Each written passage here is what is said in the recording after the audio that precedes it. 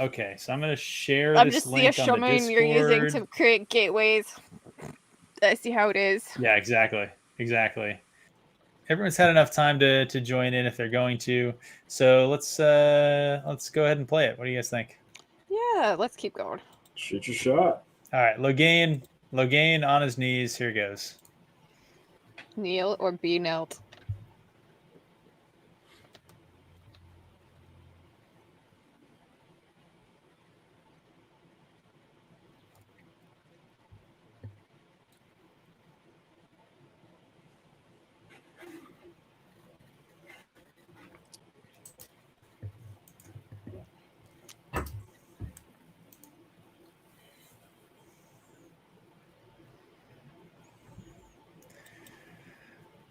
I was totally good with this Logain dialogue in the show. Me too.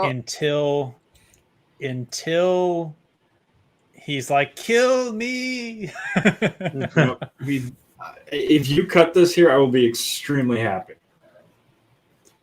I don't think he's you're kind gonna of a be Chad extremely right now. happy.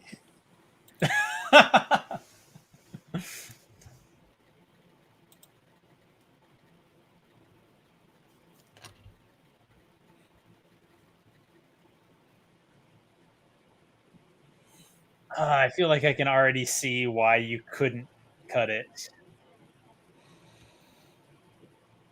I mean, maybe right here, you could just cut everything she says until she says, like, take him away or something. Maybe. Yeah, See. I mean, I cut a lot already.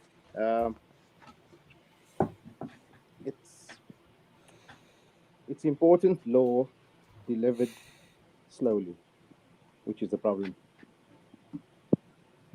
No, you gotta cut it when she slams it. You got to. Oh.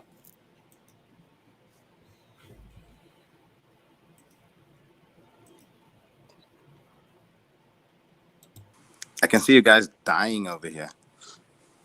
This is one of those scenes where if he had just stood up, given his little speech about how weak and pathetic they are, and then she like bounced him out of there, that that really would have helped this show like sort of give an idea of what it kind of means to be a dragon. Yeah.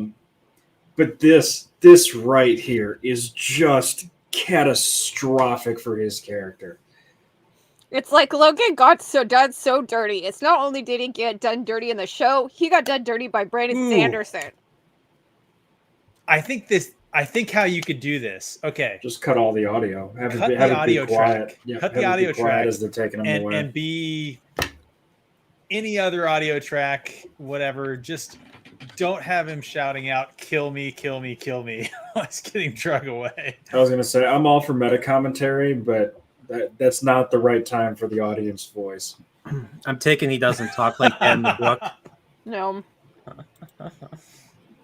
Because all I saw him do was stand up and look boss in Eye of the World. Yeah. And you know sometimes that's all you need. Yeah. Shut up. Oh my God.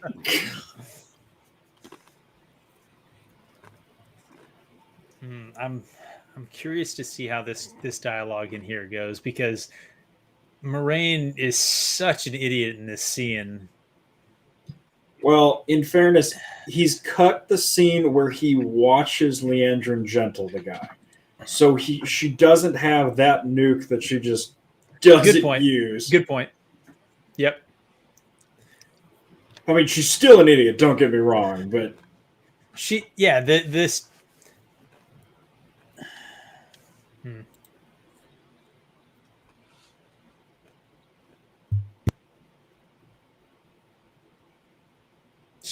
She wasn't even there. That's a man, baby.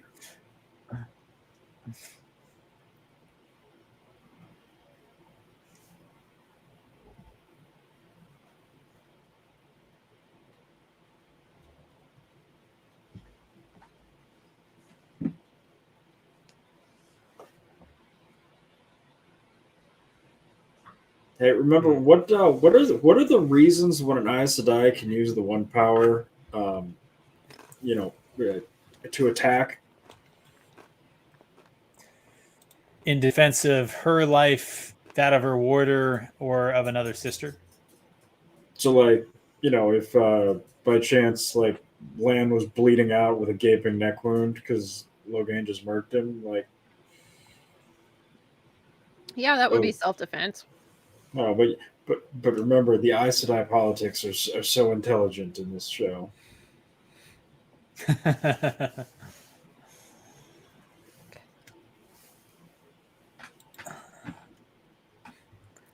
I think we could have cut a lot of this conversation, maybe. Yeah. Like you,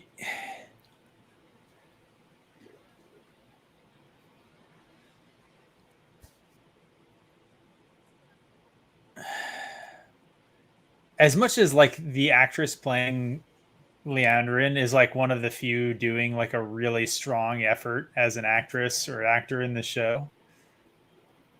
This is just such a silly scene. Like, It's very melodramatic the way it's written and shot. yes. And it's very slow. Yes. It's very slow in getting to the point.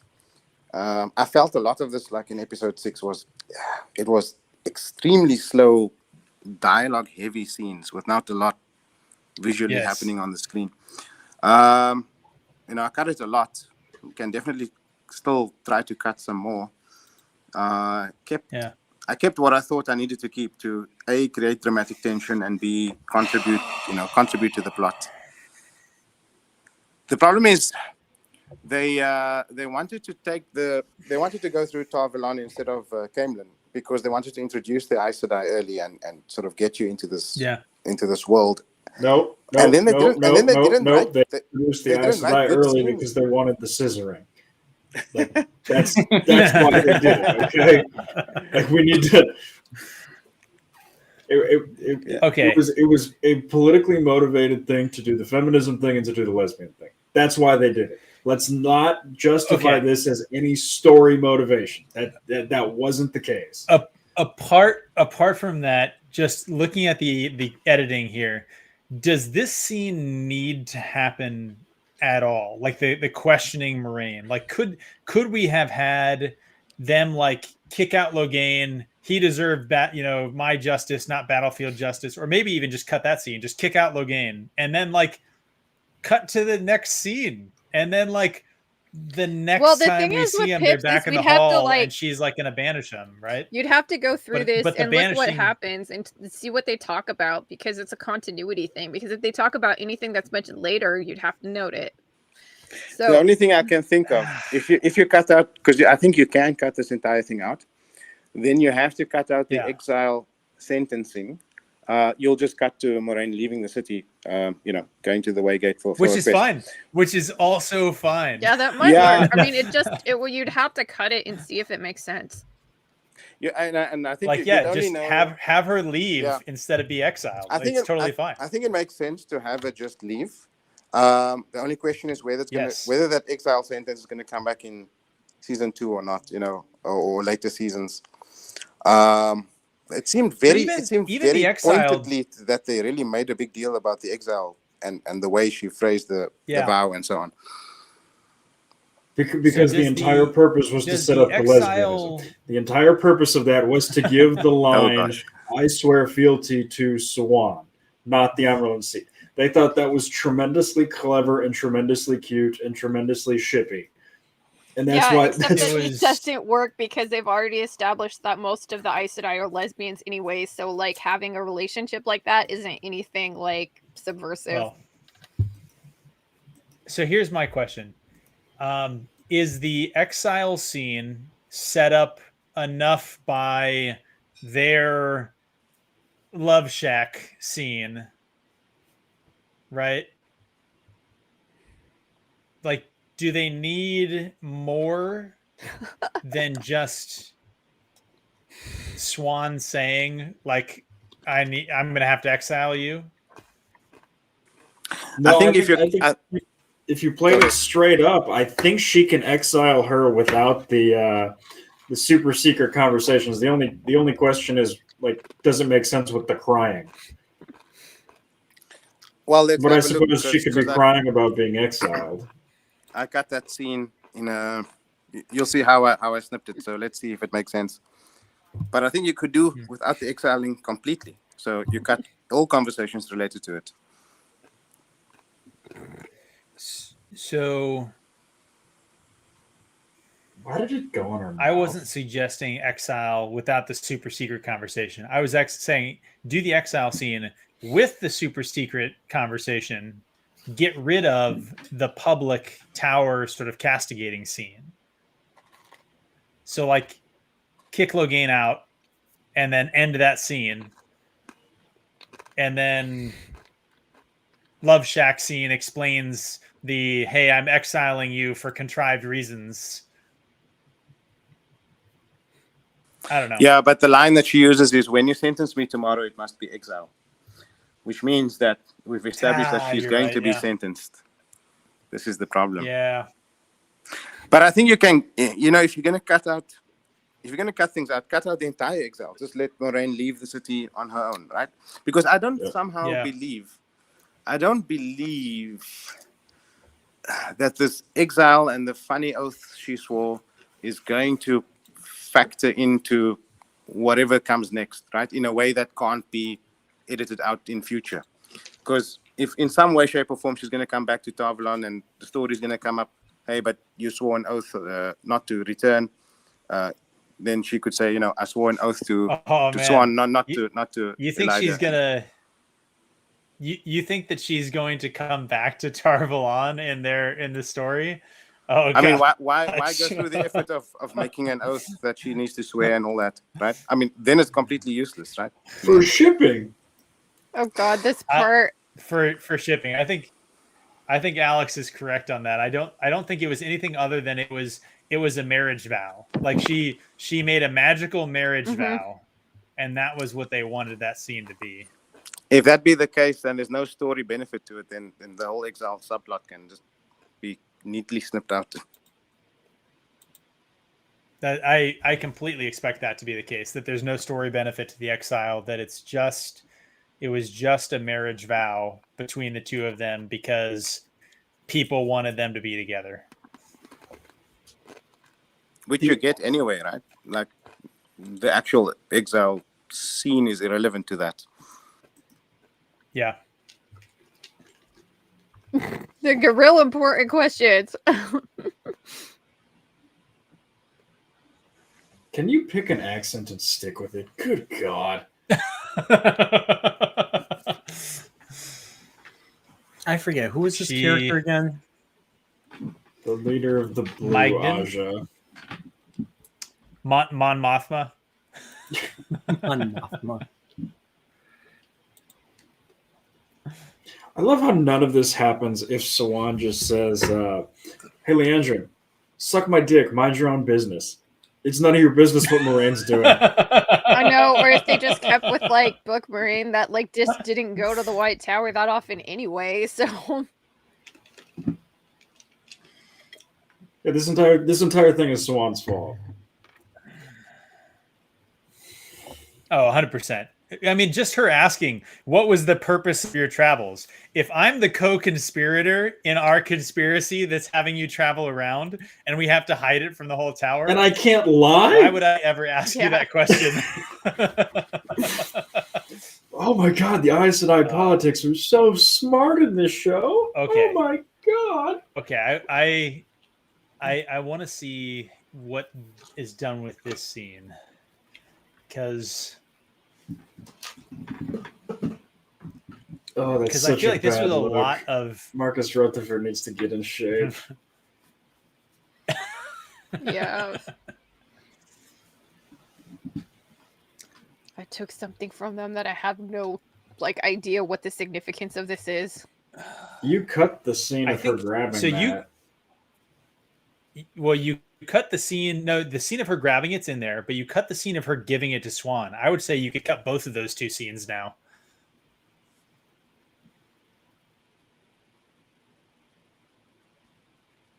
right? Like, yeah, you said you cut the scene of them meeting the Amyrlin, right? So Yeah. So you could have just cut to right here. You could start like it like right here. Her leaning over. Yeah. So all the references to the rings, because you cut Valda's cold open too. So those rings didn't even have any real significance in the shot right now, because Valda has these rings, but we didn't see them. So we didn't see the rings when he was burning an Aes Sedai at the stake, right? No, but we don't see the payoff of her handing them to Swan. We see it, yeah. So you're right. Look, we see the rings when Valda cost them on the road. When Moraine says to land, you saw my sister's rings. And then obviously we see it in the tent when Egwene grabs them. Yeah, Eldan makes a good but point. I think that you could ring monstrosities, the better. Yeah, you could just cut all of those references to the rings, because the rings is kind of a lore breaking thing anyway, right? That like the White Cloaks aren't going around killing, dozens of Aes Sedai. Dude, Valda's been Employee of the Month in Amadisia for the last 20 years. He's killed that many. It's an interesting point, because you have to have Moraine meet the two of them, Egwene and Perrin, here, because they can't meet for the first time at the Waygate. So this whole episode 6 is sort of establishing that Moraine knows where everybody is. Everybody's in the same place, and now they're heading off. Yep. So some of this is necessary for the continuity, but it's not great, let's say, world building or plot building necessarily. No, I was just saying that the rings scene there with the yellow Aja and the healing was bookended by kind of a cut anyway. So it's like Egwene is standing next to Perrin, like Perrin is getting healed. Hey, I know your friends are in the city. I have reasonable reason to think they're alive. Oh, thank the light. And then you could just cut to Moraine essentially now also leaning over and touching Perrin's shoulder and saying the yellows are the best healers in the world. And you cut out that little mini scene of the ring being handed off to Moraine. And then you could go back and cut the rings from the escape from the White Cloaks tent and the meeting of the White Cloaks on the road. Just cut that shot. And then the reference, I guess, where Moraine talks about it to land. So you'd have to cut a few other spots as well. But the end result would be that there wouldn't be this like weird kind of ring MacGuffin that we see in one shot that doesn't really do anything. Yeah. That's what you do. You know what that like F-Shack Terregro reminds me of? This is a like freaking like speak friend and enter thing when they go into the Mines of Moria. Yes. Well, that's what they do, right? Speak friend and enter. That's what she said. Woo! Look at this. The editor's becoming a worse person the longer he spends with this. Yeah, it's a bad influence. Come on. I've only turned Nerdporial into an alcoholic. That reminds me. Her fucking sheet is so fucking bad. Her fucking men's dress shirt is so bad. The costume department in this show is so bad.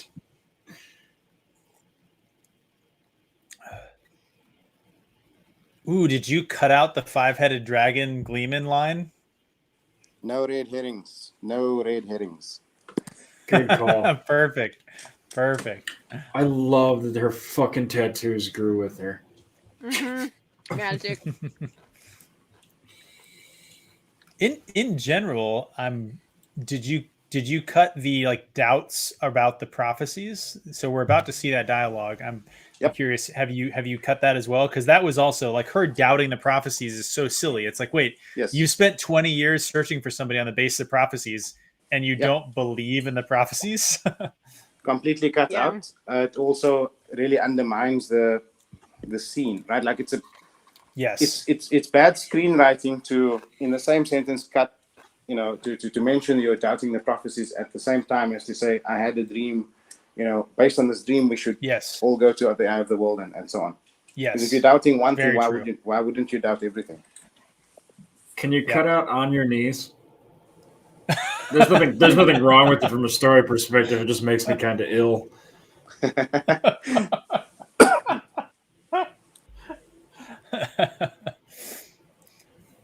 shortened this as much as possible.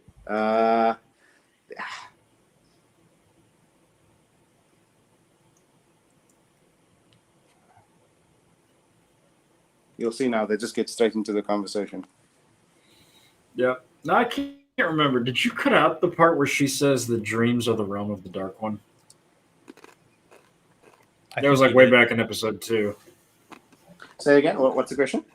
Did you cut out the scene where Moraine in episode 2 where Moraine says dreams are the realm of the Dark One? I don't think she says that. She said dreams are important, and she says something like dreams are important and how we use them are important. Something like that. I don't remember saying dreams are the realm of the Dark One. In episode 2, when she's bitching at him for pulling the bat out of his mouth, maybe I'm misremembering. I just remember I remember it vividly because she says dreams are the realm of the Dark One, and then their justification for yeeting Rand at the eye of the world is because Siuan had a dream, and it made me want to fucking throw my laptop. Yeah, I feel that.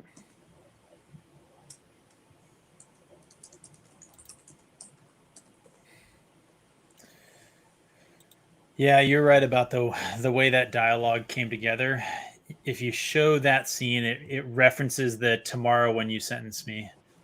Yeah. Hard. Yeah, it's a question if I can cut it and not sort of break the continuity of the conversation there. I'm glad somebody cares about continuity here. I feel like this scene could be cut though, right? This one probably can be. It probably can be. They could just walk, because what you'd do is you'd get the first shot of them walking, straight to the second shot of them walking, turning the corner, opening the door, and meeting Loial. And meeting Loial, yeah. Yeah. But it's so good to have their, like, okay groomer moment. I was going to say, there's actually some incredible, like, incidental comedy in this scene. Yeah. Like, the implication that Liandrin was just waiting there for them to walk by for, like, 45 minutes really cracks me up. But we're trying to solve the incidental, unintentional comedy of bad editing, and like oh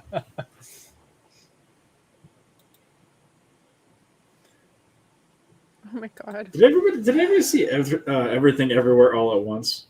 No. Was it good? Yeah. It was really good. But it was good. Yeah. Every time I see his hands, I'm reminded of Jamie Lee Curtis with the sausage fingers. Oh my god. The hot dog hands? Yes. Gosh, I can't unhear now. I don't know how I never noticed this before. Every time Loial walks, it's like boom, boom. Yeah. It's like, you know, drums in the deep, you know? And you're like, he's slightly taller than normal people. Like, why? He reminds me of that one goth kid at the like freaking Marilyn Manson concert that insists on wearing like 6-inch platforms, and he's like already 6'4" and you can't see over him. Yeah. Yeah. Have we talked about how stupid her fucking hair thing is? Like, why is it so narrow? Shouldn't it be a lot wider? We have white women in hijabs.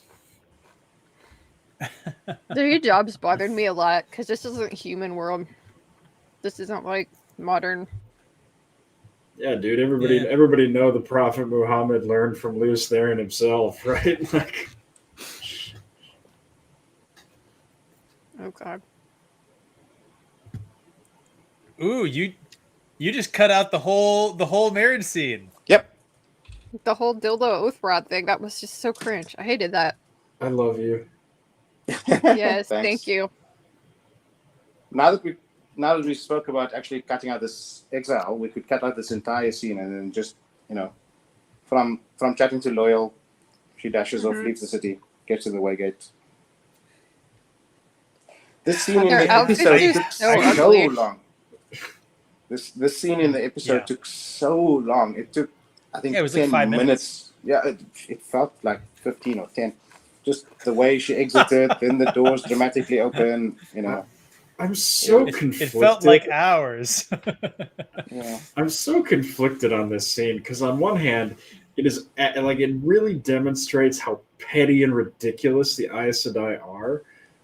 Like which is book accurate. But but we're not supposed to know that at this point in the story. Like that's the Aes Sedai are supposed to be, you know, like awe-inspiring, right? Until later you start to learn like, oh shit, they actually aren't omniscient. They're not omnipotent. Like they, you know.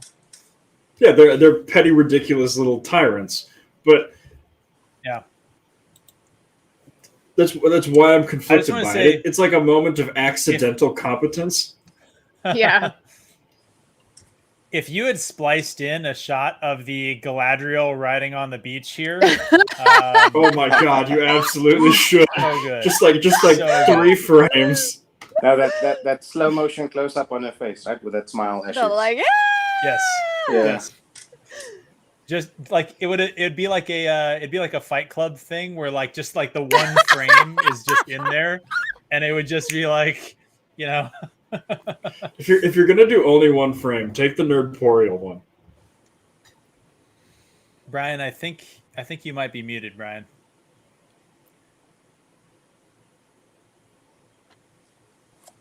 I like how they didn't even get him a bigger horse.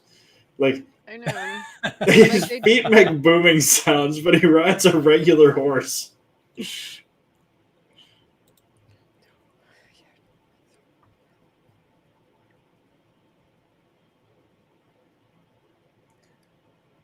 So this is the scene that this is the one we were talking about after the last episode aired, where we're trying to figure out, could you save Matt's character? Like a lot of really careful cutting. Yeah, let's try to count and check where you have to cut him out of.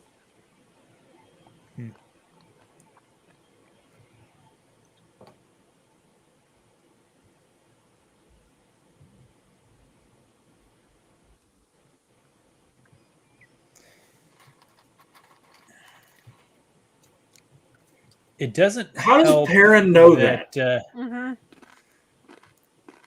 He heard.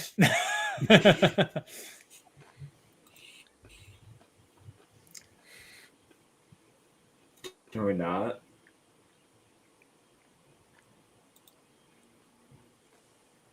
I bet the music that's going over this scene made your life hell trying to edit with this. Yeah, in general, it would be so hard to try to edit dialogue. Can we get rid of them like torturing their horses? Like those horses are going to be miserable with those saddles on.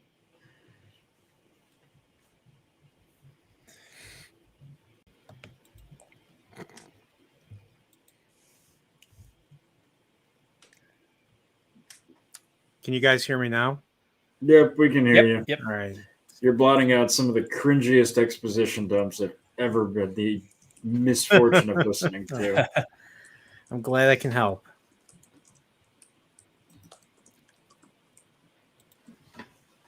In your previous life, how would she even know that?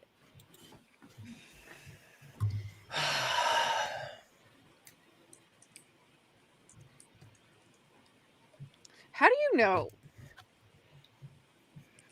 I'm trying to see how many shots we see of Matt. Like a fair amount, right? Mm-hmm. Yeah. But I think the only way to do it is, like I said, to cut out the parts where they like yell for Matt. Yeah, that's an easy cut though. That you could do. They could just enter the Waygate. No, you can cut out all of that. It would be hard. It would be hard to explain. It would be like a weird thing where like, why did he stay behind? And that's where like maybe some of the previous dialogue about, you know, after his healing or after the yellows, you know, doing stuff, like maybe that could be added in. Mm-hmm. But I don't know. You'd have, yeah.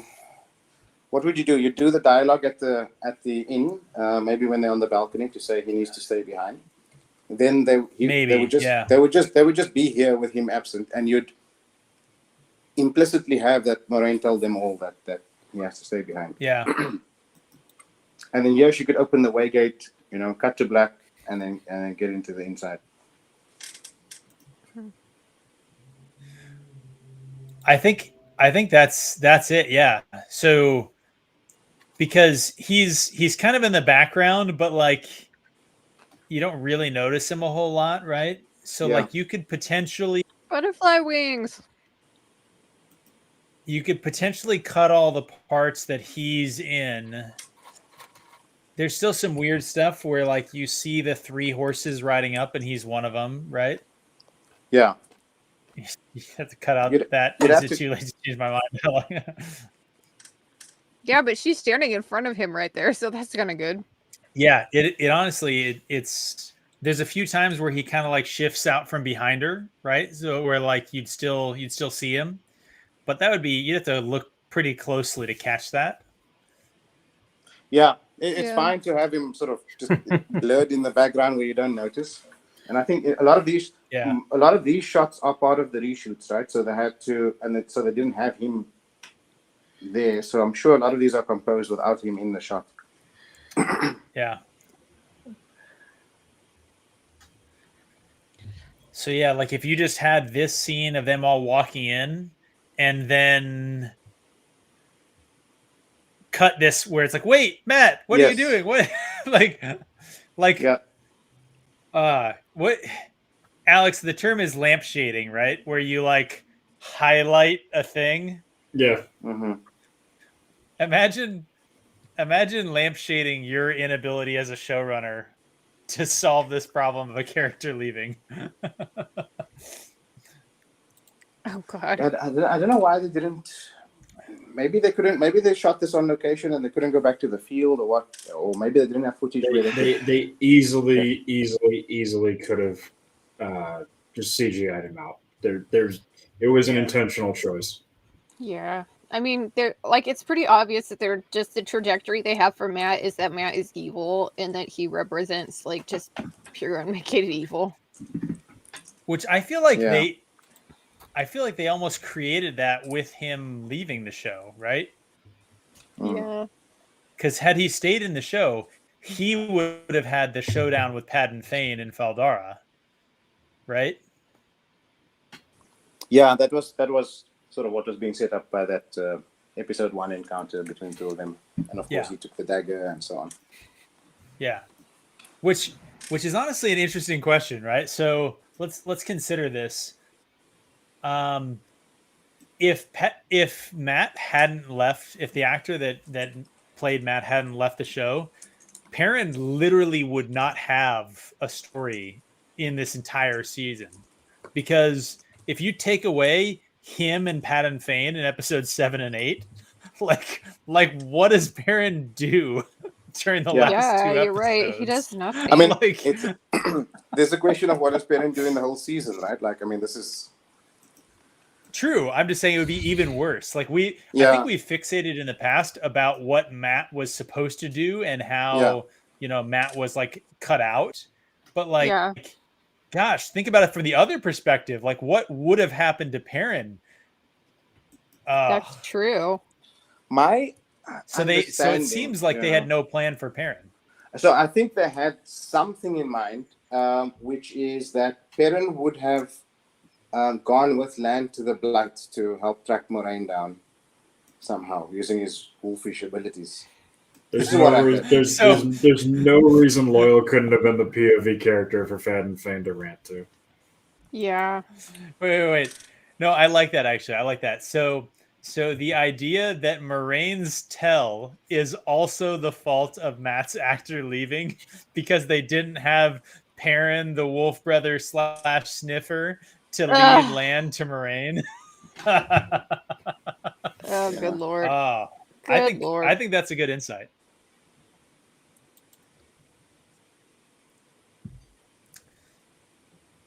So we're in the ways here. Did you cut anything out of the stuff in the ways?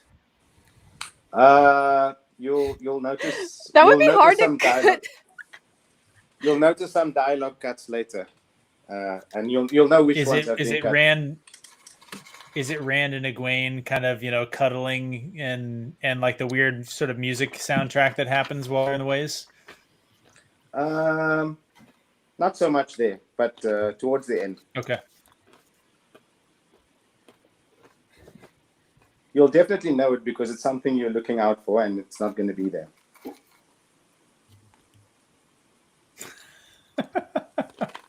How did you see that? I don't know. It would be hard to cut this scene because Machin Shin is just so awesome here. Voicing what they were all thinking. Oh, if you have a no red herring rule, did you cut Super Saiyan Nynaeve?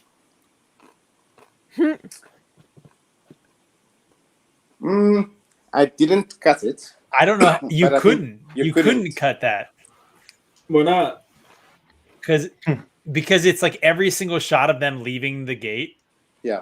Is her hovering and the big glowing orb, and like it's like in every single shot. It sucks. Exactly. Yeah, I don't think you could cut it.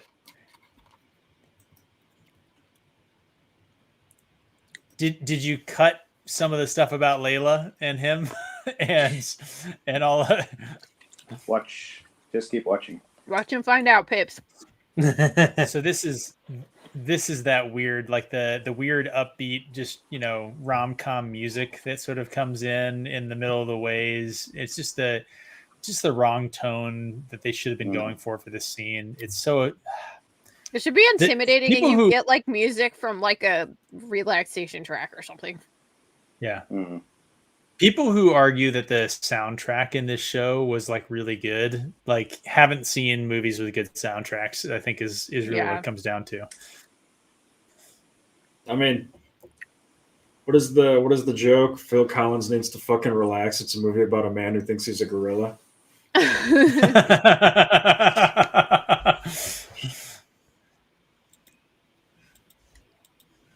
Interesting.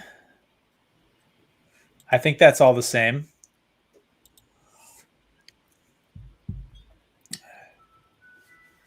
I mean, it took them so long to figure out they were using the way gates to get Trollocs into the Two Rivers. So that was the only reason why they had that Trolloc show up, was so that they could figure that out. Yeah, they needed to lie to you about Rand / Egwene. Also, I love that they legitimately took 2 minutes to have a conversation rather than immediately running. I know. I agree. We have to say What is Machin Machin Shin? It's a horrible monster that What is comes Machin after Shin? It's people in gonna the lie to you. ways. Don't listen.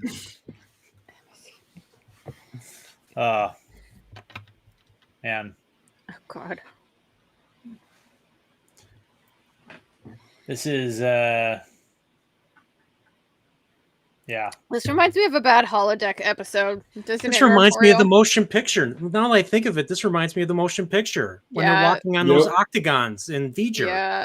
Holy crap! Yeah. It's Oh my that, it's God. that, and then they stole the Machin Shin effect from Abrams' Trek, the shitty Yeah. one where they played the fucking rock song to beat the nanobots. Oh Yeah. yeah, sabotage. Yeah, Ugh. cringe. So much bad. So much so bad. so conflating Trek again. Machin Shin makes me think of scarab beetles from The Mummy. Yeah. Yeah. Oh man, Definitely. I remember. I love the Mummy. Super Saiyan Nynaeve. I See, guess this it's- truly it's is Nynaeve's too- story. Look at this. It's too She big. has Like to you be couldn't the have cut Dragon this. Reborn. Mhm.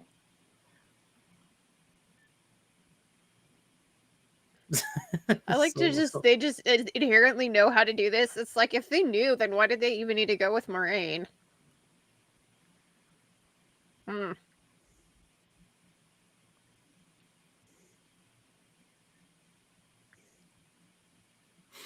None of these characters have any agency, and I hate it so much. Nothing is earned.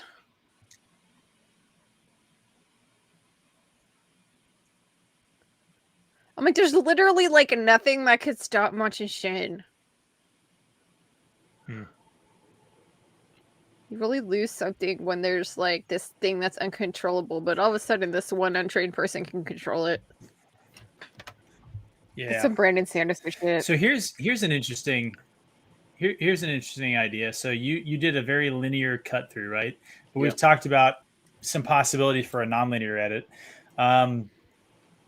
What about moving Padden Fane walking in through the Waygate closer to them walking out of the Waygate? So maybe just after they enter the city and then cut back to Padden Fane. Yeah. Yeah, could do. I don't think there's any, because I think right now, and we'll see here in a minute. I imagine you still left that. Mm-hmm. I think that it goes to the whole kind of Faldara throne room scene, which I've seen the throne room scene from your YouTube channel of some of the shorts, right? Yeah. So this scene I think you edited really well in terms of kind of what could be salvaged from this scene, making it making Agelmar look like less of an idiot, really. Yeah. Yeah. Oh God, you know.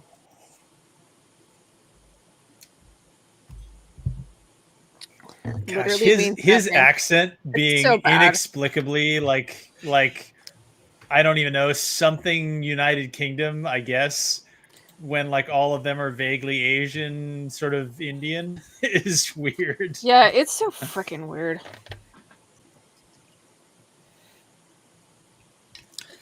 I'll be honest, I did not everyone watching imagine the home, last I killed my bottle. Emperor. What were you drinking, Pips? Whiskey. You guys hear me? Yeah. We can hear you. Yes. Right. I did not imagine the last Emperor when I was reading Faldara, to be honest. Oh, come on. It's clearly Master Shredder. I'm like Flash Gordon for good measure. Which Master Shredder are you talking about? The animated series. Yeah, just put a mask on him and it's, yeah.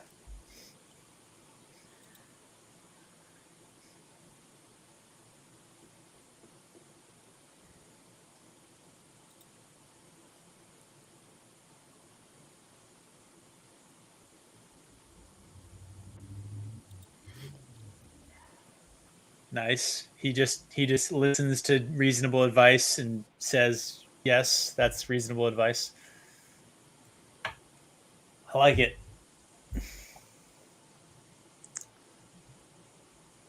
Yeah, it was I don't know why the show made him so combative. There was no reason for it. There's no reason for it, and there's no story reason either, because in the span of one scene, he goes from not wanting to cooperate to suddenly saying, here's Padden Fane. So I guess he is there. Yeah. Yeah, I think that scene could probably be done one shot, like just one scene earlier. And then it would have the Waygate walking to the city, the Waygate, and then Faldara, and then Faldara. You'd have the scenes kind of go together. Mm-hmm. Although with how much you've shortened those scenes, it's not so far apart like it was in the original show, right? Like in the original show, it was just too much time elapsed. Yes.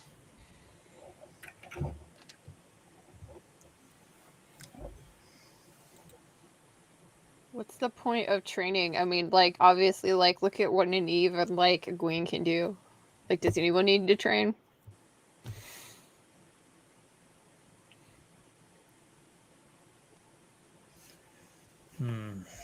See what dialogue you cut here between them. Oh, this scene, this dialogue, the Red Aja aftermath. Yeah. This has to be cut. Yeah, I would probably do that, because again, I don't think you'd pick it up in season 2 in a way that you couldn't salvage it without this. Yeah. Yep. Daniel's 100% right. I think anybody that's saying they don't understand why they made Agelmar so combative, like I don't believe you. You do know it was done for feminism reasons. It was done to prop Yeah, up. to prop up the sister or to make her look like a more important character. Like she's the one that's level-headed in all of this, and these men just don't know what they're doing. So the interesting thing, so I like that you actually solved one of Moraine's lies with that edit, right? Because Moraine talks to Amelisa about Min, and then tells Min that nobody but the Aes Sedai know that she's a seer, right? But in that conversation, Amelisa and her brother know what's going on, right? So clearly there's an issue there with that dialogue, and you fix that. But without that part of that scene, is there any reason to have the two of them walking in a hallway talking? Because as it's written now, other than introducing that she can channel, I guess that's why. It's because she can channel and she's in the finale. Yeah. Okay. Yep. Yeah, you have to establish that part. But it's weird now because she asks for her discretion. Mm-hmm. You might have to have the conversation about the Reds, because otherwise it's, hey, you trained with the Aes Sedai. I hope I can count on your discretion. And then what? Like the scene ends? You could make it the discretion about them having come through the ways, right? Because that's still part of the dialogue. So you could leave it. I mean, I'll have to have a look at it to see where we snip it and then sort of how you close the scene out. It's again one of those things where the show uses this scene, and it's like a really long corridor walking scene, to establish primarily that Amelisa can channel, right? That's the main thing you need to take away from there. But they surround it with so much dialogue and so much unnecessary additional fluff. You know, it's like, get the scene done, you know, like know what you want to achieve with the scene and then move on, right? Like there's just too much of talking and slow pace. Talking in hallways. Talking in hallways, talking in rooms, talking in caves, talking in tents. There's a lot of talking in, especially, like I said, episode 4 to 7, there's just a lot of dialogue. Mm-hmm.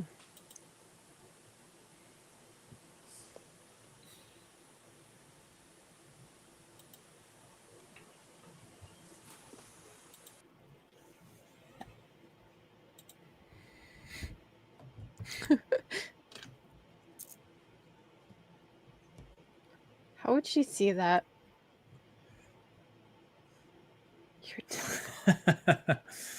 Moraine, it's going to be your downfall. Oh my god. No. Look, it's Tatooine. Jabba's palace?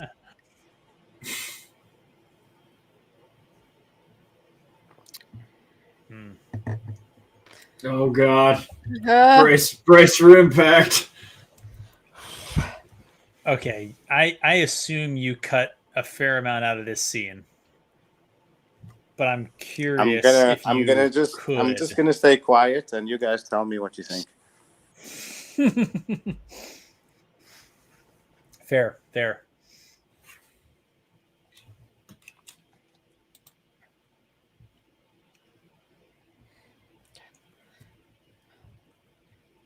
How is this bitch not at Tar Valon? I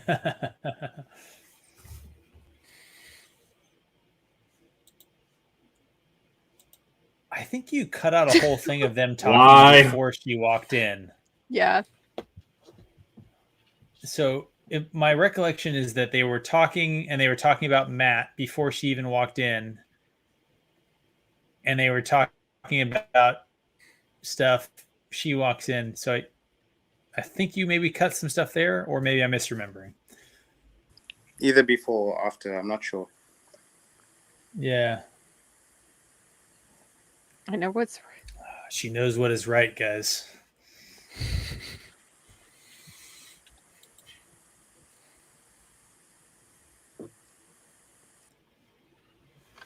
There's not necessarily anything wrong with this scene until it gets, full up sort of love triangle Twilight, Mm-hmm. Yeah, you need the scene. So between Swan and Moraine scene and the Waygate scene and this scene is how you establish that they all need to go to the Eye of the World. Mm-hmm. It's not very strongly established in the show, but these are the only scenes that really talk about them. Yeah. So you have to squeeze as much as you can out of these. They need to get the message that they're all going to go and some of them are going to die, so that Rand can have his moment of reflection and realize, you know what, I know it's me. I have to go. I'm not going to let my friends. And you'll see the way I end the scene. It's really sitting with Rand. It's really, really sitting with him. Let me pause here while you guys watch this. Good call. Yeah. Mm-hmm. Good cut. Good cut. Yes, good cut. Yeah. So he's sitting there the whole time thinking, oh shit, all my friends are going to die if we all go. Yep. And so Symbols of 100%, rituals. I get what you're saying. You had to leave some of the conversation. Not all that conversation is honestly really bad anyway. Like, She's wearing suspenders. Oh my god. It's not book accurate, but like it's doing some work. It's doing some things. I see the setup that you're talking about. Yeah. And it does kind of explain why Rand would go off alone. Hey, you guys, we missed the like post-nut clarity here of Rand. Just No, not yet. This he shoots twice. The first time he shoots, no pun intended. he's kind of inaccurate. He doesn't shoot 3 times. You know, he shoots twice. Egwene gets the pegging in on one of them. Yeah.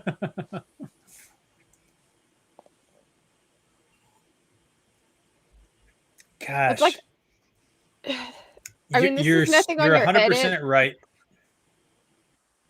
But like, this is just so bad because it's like it's like they just unironically just go up there and just buy into this. You have to go up there to die to do something, and it's like there's no. For me, this is Rand probably realizing he's going to die and like just giving Egwene a pep talk that, you know, you've got to go to the tower, you've got to become Aes Sedai, blah blah blah blah blah. Yeah. I don't think he believes that he's making it back, so he's just trying to make her feel better in the scene. No, because I don't. The only way that makes sense is if he thinks that she's the dragon. No, he thinks that she's going to be Aes Sedai, right? Like his mental state here is that he's decided he's going to go.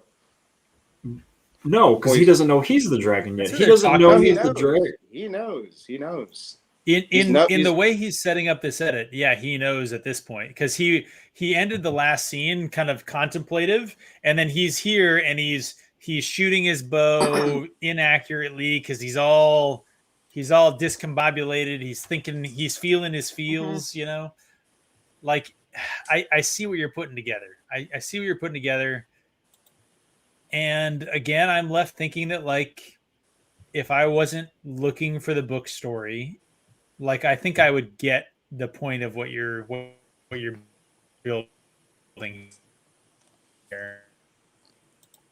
Yeah. Yeah. Uh-oh. Pips froze.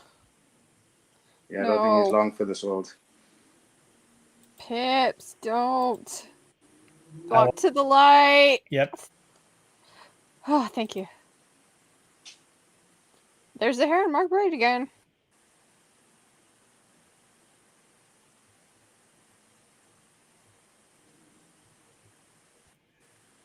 So instead of having the shot where it pans across and shows like he's in her bed,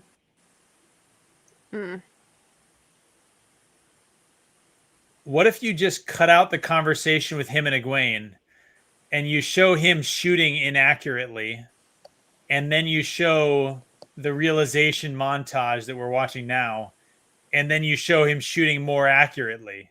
So he's shooting, the montage happens, he's still shooting. Yeah, that's a good point. You could lose all that. And then he goes to Min. And then he goes to Min and asks for confirmation.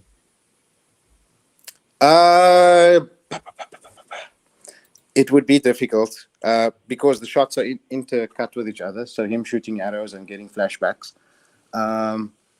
You could move it around, but that's you'd have to play with the music. So he was shooting arrows until Egwene showed up, right? and Yeah. then they talk for a while, and then it shows Egwene and him in bed and his face, and he's thinking about it. You could just cut to them in bed and them talking. You could just, he's shooting arrows, flashbacks. He's shooting arrows intercut with flashbacks. Mm-hmm. He starts shooting better. You know what I mean? I think there's maybe something there. I think the soundtrack is the problem. Maybe. Yeah. And then what's the reason for that? Because for me, keeping the Egwene Rand conversation sets up the finale, right? Like we know how the finale is going to go. Yeah. So we need. Yeah. There's a reason you need it, right? Like in the end, it needs to. The audience needs to kind of foreshadow kind of what that Rand's going to reject the Dark One's offer.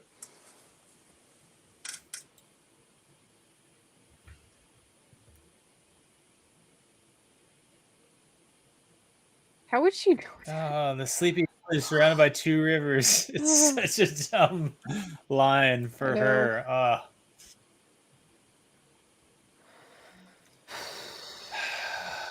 Min's dialogue universally sucks in this show. I don't think that's controversial. Min isn't a get out of jail card.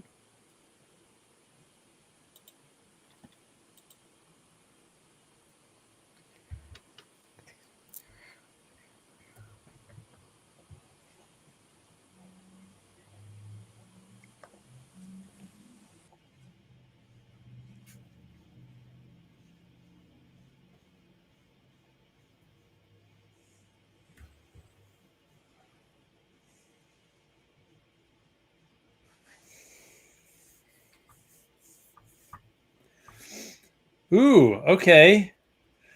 Less like the two of them talking about like high-fiving Nynaeve for banging Lan.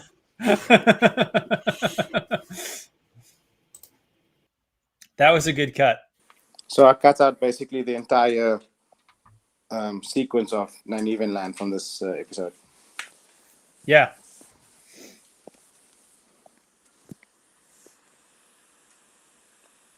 Then let's discuss whether the balcony scene still makes sense in the next couple of minutes. So I was thinking about that in our last conversation. I feel like the Lan and Nynaeve scene, not them banging, but like they hang out together, they talk, whatever. They walk back to her room. If you just cut it at her going into her room and him leaving her, and you just don't show the next scene, then actually the conversation between the two of them kind of makes sense, right? Mm-hmm. That like it continues the two of them like each other, but Lan is like, I'm a warder, I'm gonna die in the blight, this can't happen, right? So like I think that scene, the scene of them and Lan's family, as much as his family is weird and whatever, right? Mm-hmm. That scene is not the problem. The problem is Lan pump and dumping her. Yeah. Where he nails her and then says like, see ya, bro, like I'm gonna go fight the blight. Yeah. You also cut the parent Egwene scene, right? Yes. Thank God. Excellent cut. That was pure 115 proof concentrated cringe, and you got rid of it. Thank you. No, for sure.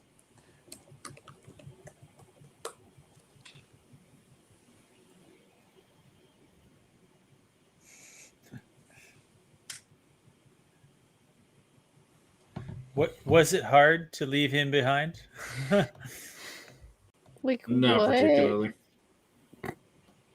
So this line, in a very sort of screenwriting way, you put this line at the end of one scene so that you can cut to the person being spoken of in the next scene. Yeah. And it's very obviously written that way. Sorry, going back to the Lan family scene. You know, I had a look at that scene. It's about 7 minutes from the time he walks out into the village with Nynaeve stalking him until they get all the way back from the dinner. and there isn't a single place where you can cut anything without creating really big jump continuity errors. As opposed Yeah. to the show itself, which just had Land teleport from the room to the hallway with no indication. Like, at some point, I feel like you need to give yourself a break here. It doesn't get more jarring and ridiculous than that nonsense. I still want to put out a good movie. Like at the end, I want people to watch this as a film. So I don't want to make for whatever. I don't want to make the same. I don't want to create the same issues that are in the show. So you don't think that you could just cut it where like the two of them are in front of Nynaeve's door, and then she goes into her room and the door closes, and just don't show the scene where fine. it's showing her in her room and the door opens and Lan walks in? That works, but you're gonna have to take a 7-minute hit on that, right? And I was cutting also for time. So I think that cutting a lot of the stuff we talked about in Tar Valon with the exile, cut all that stuff related to the exile, and then that frees up time to actually establish Lan and Nynaeve's relationship, which Lan and Nynaeve's relationship deserves being established, right? Like I actually think that's fine. Like it was done differently and I think better in the books, but it still deserves to be established, and it's clearly going to be relevant to the story going forward. So like between the two of those, between the exile and White Tower politics and all of that stuff, and Lan's weird family, but the establishment of him and Nynaeve's relationship and a continuation from that scene you left from the Warder camp, like I think that's the better trade-off. Yeah. That's a good point, honestly. If there's things that are going to carry into the following seasons, it's the relationship more so than the exile or anything related to that oath. So, yeah. And also, those White Tower politics scenes are just brutal to watch.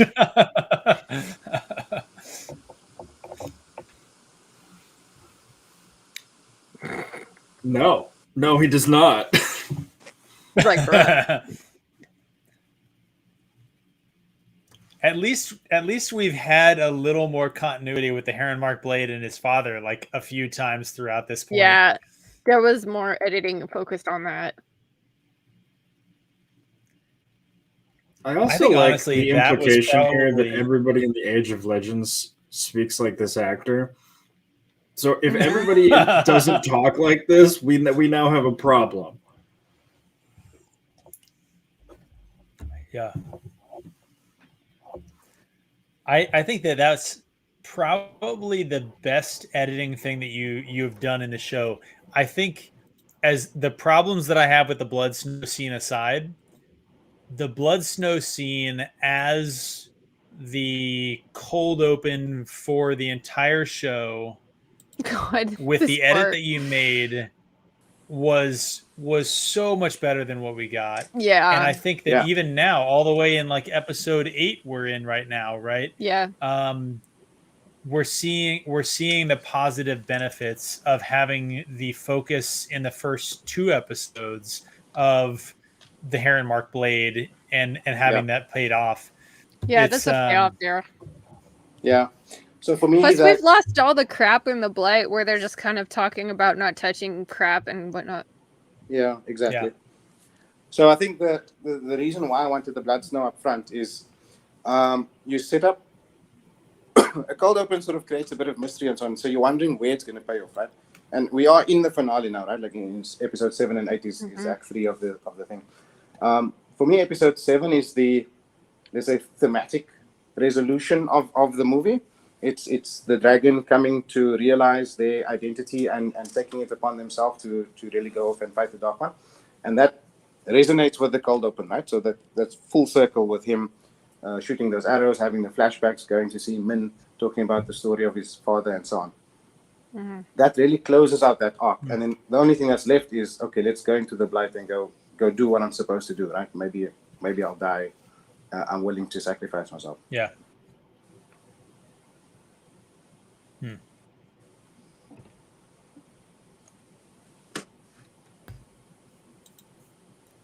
So is this where we get the tell line? I think it is. No. This is the I can't listen to the wind, but Egwene can scene. Can you Yep. paint with all the colors of the wind?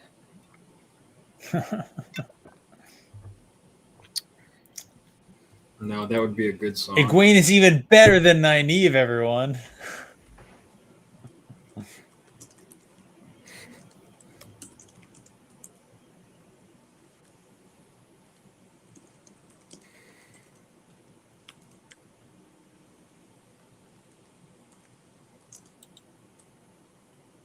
How would you know?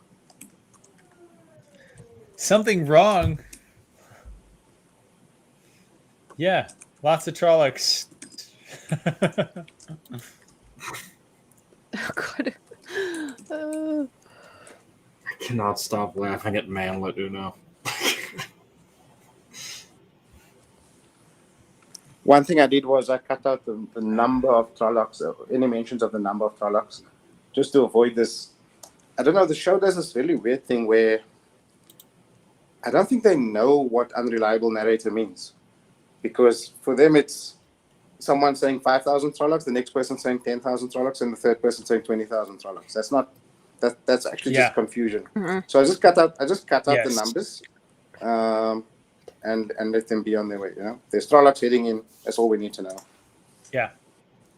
I think you said 60 fades, I did right? say So there's 60 still fades. a number of fades, but Yeah, you couldn't have cut that, right? Like Yeah. fades and Trollocs pouring out of the blight. Like, yeah. I'm gonna have a look at it. If I could cut out the number, depends on if the camera's on the actor's face at the time. Yeah. And so on. I think you could cut that line of Emelisa saying the gap will not hold, right? So they talk about the Trollocs and fades. They tell everyone to go out and do their stuff, and then Emelisa comes up and says the gap will not hold, and then you cut. I think you could maybe cut. Mhm. So which part do you want me to cut? I don't know. Where he sort of dismisses his guys, Yeah. and then Emelisa walks up and says the gap will not hold. Yeah. But I guess maybe I dislike Amelisa's role in a lot of this stuff with the defense of Faldara. So maybe I'm you should biased like against her kind of better her. once you see the next scene, and tell me if it changes your Okay. mind. Okay. There's a reason why. There's a reason. So she needs to tell him the gap will not hold, and he goes ahead despite it. Now in the show, I don't think it's done particularly well, but I'm hoping you'll agree that in this edit, it comes across much more. Okay. Well, let's let it play out, and you tell me. Yeah.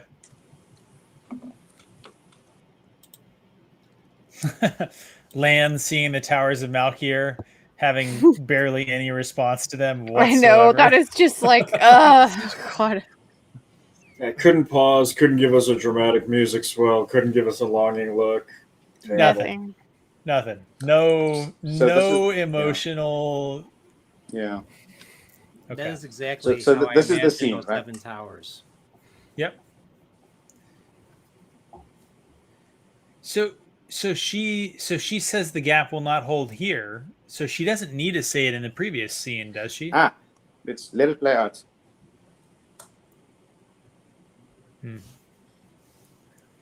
I guess it also would only cut 2 seconds of the show anyway, so it may not matter.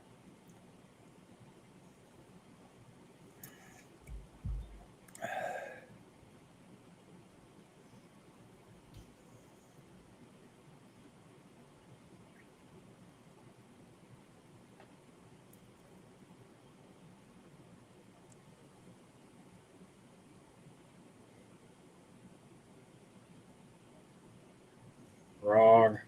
Yeah.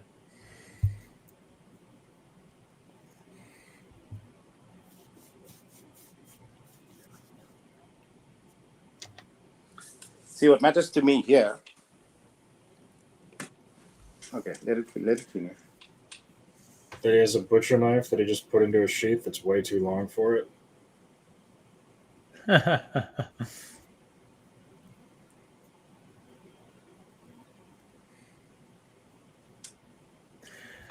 Okay. So that line, right? So she says Tarwin's Gap won't fall, and then he says it is going to fall, and he says yes, it will, and then Faldara will fall, and then every other world, place will fall, Yeah. and then over here he says, "Let's hope we buy enough time," and she says the city won't fall. I think you could maybe cut out him saying the and then Now, and just say yeah. yes, the Gap will fail, but we're gonna buy time, and then she says, "I won't let the city fall." Because it's kind of like the framing of the scene just kind of visually punctuates it. Potentially. Yeah, the speaking cadence. Potentially. Was tough too. So for me, what's important in that scene, and I cut a lot of dialogue out from the original. If you remember, you really did. Remember. That was a painfully long scene. The way it's and also the framing of the two characters in that scene was completely different in the show. So the way it is now, and Melissa's really worried about the Gap because she thinks her brother's going to die if he goes there to defend it. And that's why she keeps bringing it up, right? She brought it up at the balcony. She's bringing it up again here. She doesn't want him to go. And it's him telling her that, look, I'm going there to die. I'm prepared to die to buy the world some more time, right? Yeah. The final battle is coming. I think it makes him a lot more, it characterizes him much more fatalistically, like he's prepared to do it. He's prepared to sacrifice himself as the military leader of Faldara and the one who's in charge of sort of keeping the Gap.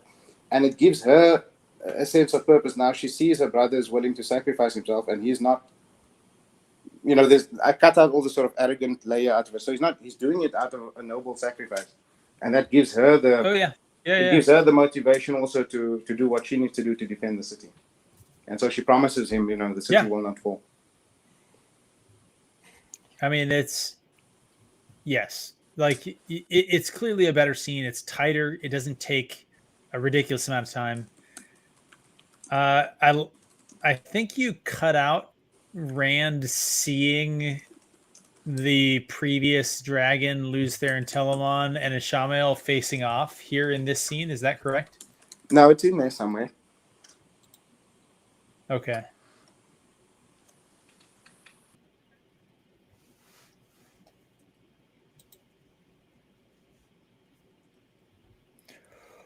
Weren't they making lanterns for dead people?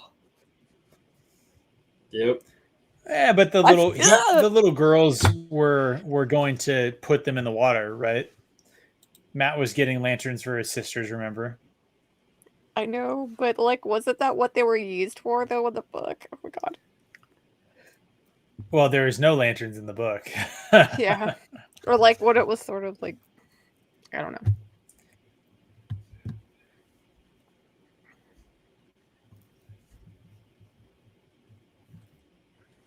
Excellent question.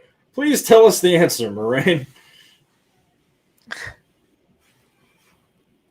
Okay, I kind of like that.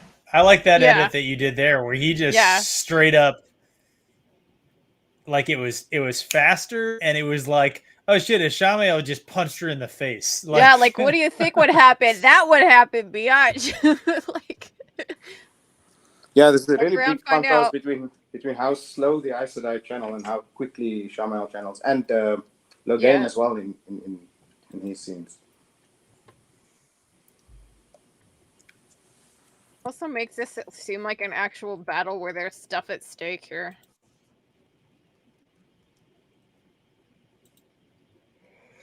Oh no.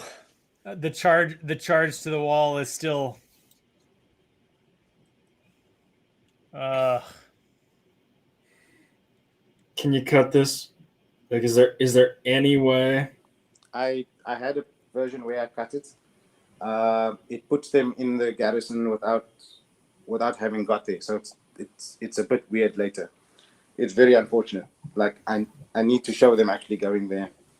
Do you? I would think, if you just moved him essentially immediately after, he swears to Amalisa that they will defend the wall, I think you could get away with it. The other thing is that armor is so shitty that keeping it out of view is a big positive. Yes. Yeah. I mean, let me go back and try this. I had a version, like I said, where it was out. It felt a little bit jarring, but maybe it's worth the discontinuity.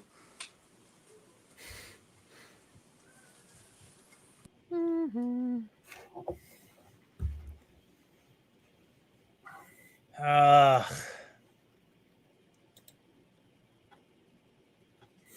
That Karen haircut actually happened. I was hoping that was a bad dream.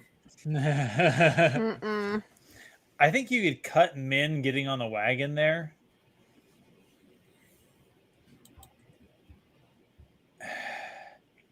I don't like what it says about her character, I guess. She's a civilian, right? So she's being evacuated.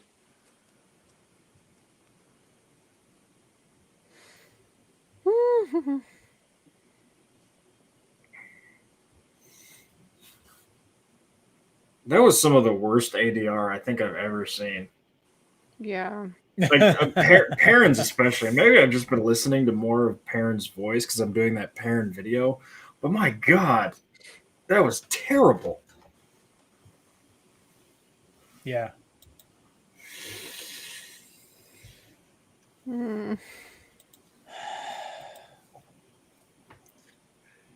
I kind of see what you're saying, that the city has the scene of them prepping all the defenses.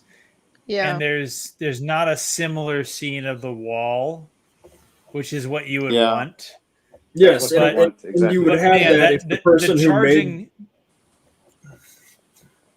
the charging the back of the wall scene though is just so silly that yeah, maybe I'll just suffer this. I mean, it's not even a discontinuity, right? It's more like, you know, how did they get there? It's probably okay. I'll go back and. Well, I was going to say, I know you hold yourself to a higher standard, but Judkins forgot to shoot the scene of them preparing, so you know the professional version forgot a scene too. So I mean, Judkins had them unbury the horn twice, like.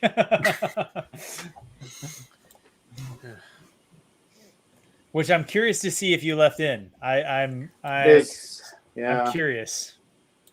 There's not a lot you could do with episode 7 and 8, just to be clear. Yeah.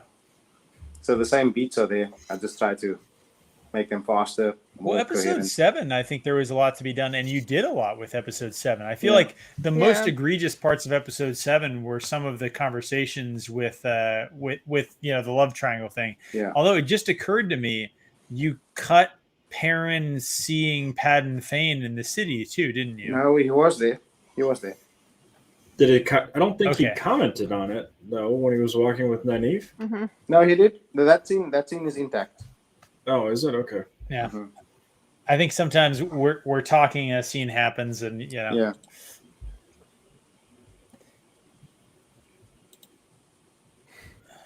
This also, I try to cut a lot of the dialogue. It's just, like the scene progresses very slowly. Yeah. There's a part. Yes, it does. Yeah. Well, it's a big final battle, guys. Isn't it exciting? I know. This is like. Off. Oh yeah. There's a part in this episode. I just want to throw this out there. Yeah. Sorry. Continue.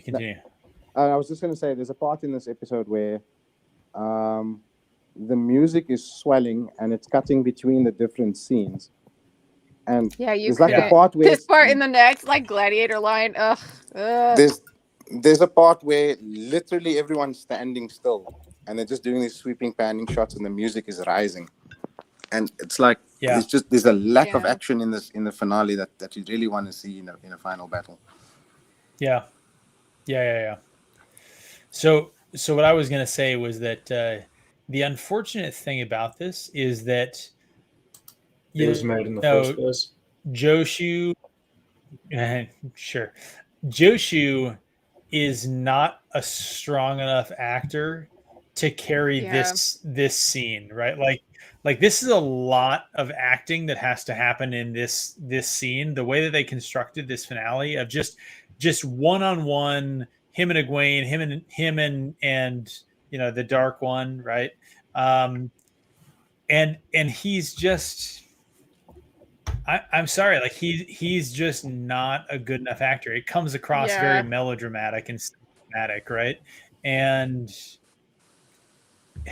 I'm it's hard for me to explain what about the way he delivers his lines, but there's something in the way he's delivering them. There's something in the way he's acting that it just I don't think He just scenes are doesn't- salvageable. He has a super entitled to breathy that. delivery. Yes, he's unable that's part to. of it. 100%. Yeah. So I'll there's choose just something what- there where like you could have edited this any way you wanted to, and the problem is that ultimately the series is hanging its hat on this performance, and it's just not there, right? Like it's just Yeah. Yeah, I You think know? they don't give him enough to work with because it's dialogue. It's standing and making facial expressions and talking, and yes, you really Yeah. need to emote very, very well. I think someone like if I think of sort of Civil War with Robert Downey Jr., some of his facial expressions and so on that conveys emotional pain. Yeah, or like That's what you really need. Like, here's that's someone very of the hard, right? caliber You think- of like like but that's the caliber of actor you need, right? And you're not going to get that Christian for Bale or something. exactly. I mean, it's an impossible ask for a young actor who's just starting out and somehow has. Yeah. You know, Well, you touched on. They should not have put him in that position to carry a scene with that little of scene construction around it. Yep. Right? There's so little happening there. I mean, that's the Yeah, he problem, could- though, is what do you, if you can't rely on your main character to carry a scene, you have the wrong actor. And you touched on something, and the word was young, and Nerdporio can attest to this. Like when you think of the good Star Trek, like the great performances from that show, the actors are older, like they are seasoned British stage actors, and you see it, and it's painful nowadays watching television when it's being performed by 19-year-olds who have never set foot on a stage before. Yeah, And I mean, was it Joshua like a Stradowski's- model or something? Yeah, he's a model. He's not really an actor.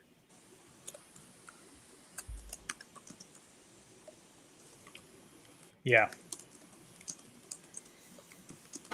Aren't these actors older, though? He could have delivered a final where he was swinging a sword around and stuff like that. Yep. But yeah, he doesn't have the ability to deliver a finale where it's on the strength of his acting. Can you guys hear me? We can Yeah. hear you. All right. Yeah. All right. I'm speaking normally, and it does seems like I'm not picking up. Aren't these actors older though than 19? They're in their Yeah. mid-20s, I think. Yeah, I think Stradowski's like 23.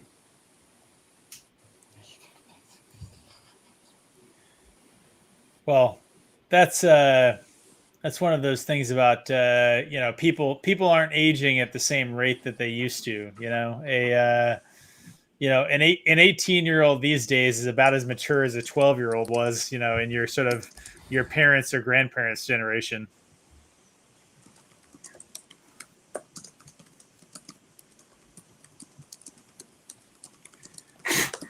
The sound effect.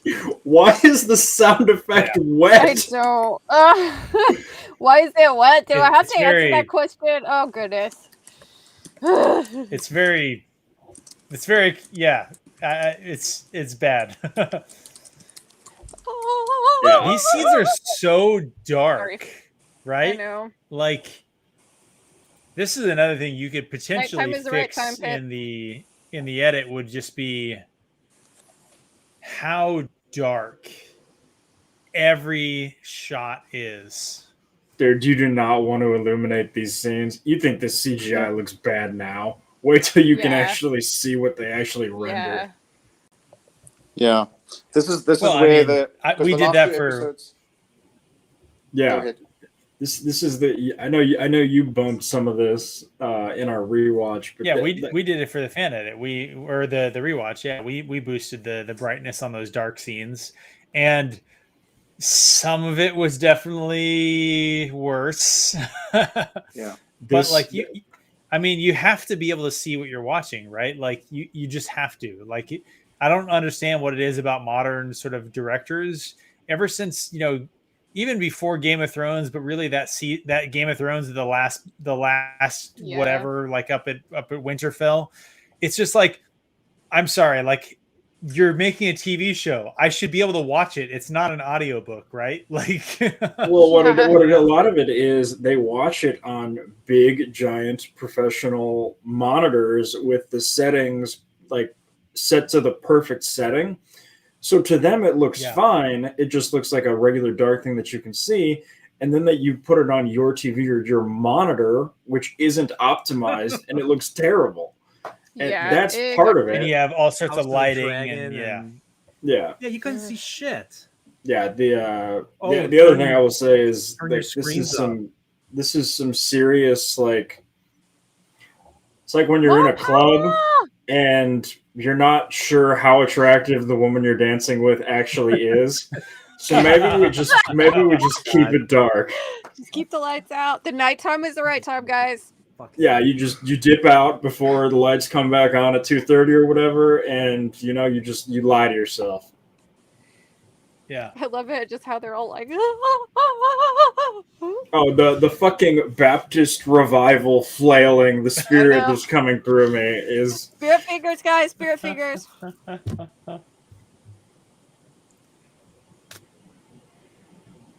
Shut up.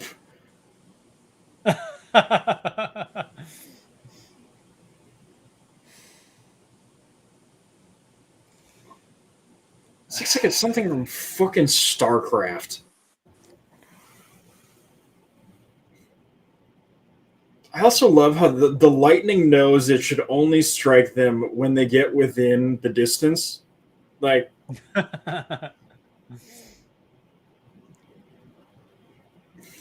so this is what you were talking about, the mounting audio, the panning is going on here. Yeah, exactly. Like, I really understand what you're talking about. Like, there's not a way to work on this scene because the audio track.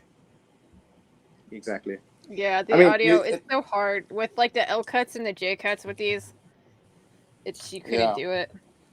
Unless I get the soundtrack itself, which I could do, and then start to plug the audio in, overlay it manually. But the challenge is, you can cut things out, but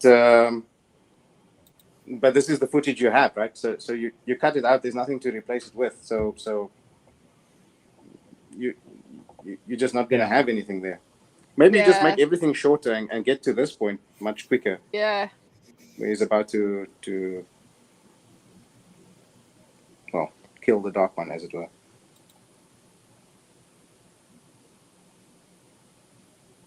I forgot. We did it, Patrick. We saved the city.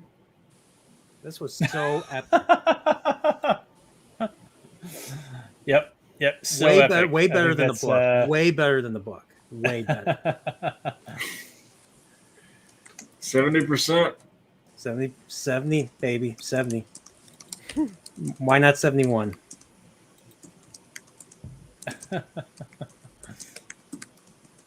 Stop. Can we cut that? Can we cut fucking bitch boy Perrin? He cut a fair amount of it. I loved the synchronized thread slit. The Perrin talking to Loyal about the way of the leaf and veganism. Oh, I disagree. That's my second favorite part. The way of the leaf is bullshit. Thank you. Welcome to the party, Perrin.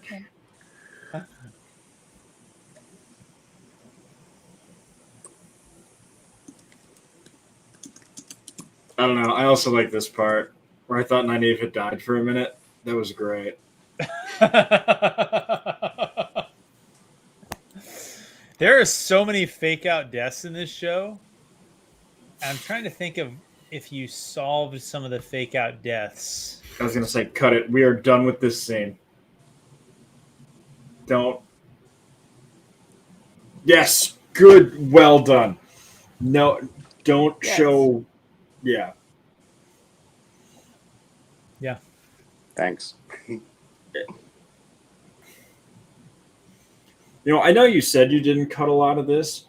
You cut out what needed, like what desperately needed to be cut. Like I agree. getting rid of the love triangle scene, the tell, and the healing death. Well, that's coming up. No, it's out. It's Yeah, gone. no, he cut it. Yeah. So Melissa died Well, before in anybody. the could get actual on. show that is coming later in the shot though, right? Yes, yes. So yeah. But in Okay, this well, in this cut, Melissa died before anybody got injured. So Yep. it's all good. Yeah, So- I get what you're saying. So Nynaeve never died is how Exactly. you cut it. Yeah. That is better. I will agree with that.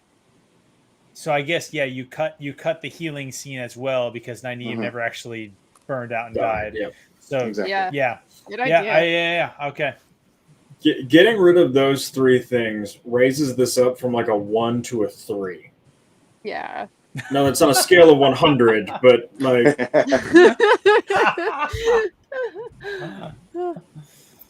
Lest anyone think the White Cloaks have given up our sort of holy war here. Allahu Akbar, dude.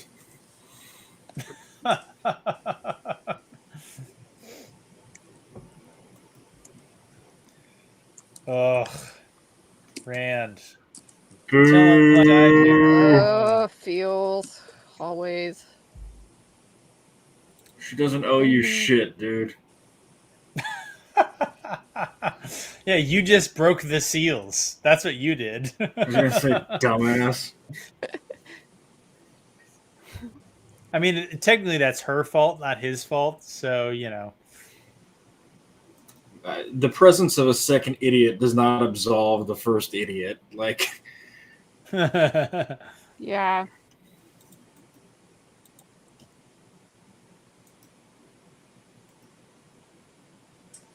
shut up.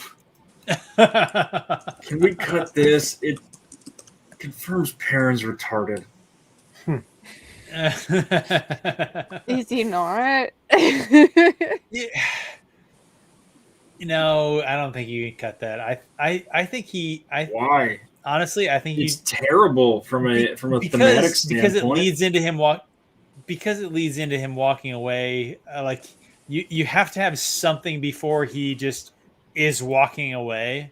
There has to be Yeah. something that happens before it, and otherwise it's just a 2-second clip of him walking away, and it's just maybe you could cut it and then rearrange it so the walking away happens in conjunction with the previous scene, but you couldn't in a linear cut. You couldn't just have tell them I died, tell them I whatever, and then Pat and Fane Yeah. walking away, and then Moraine and Land. Like it just Yeah. Yeah. Yeah.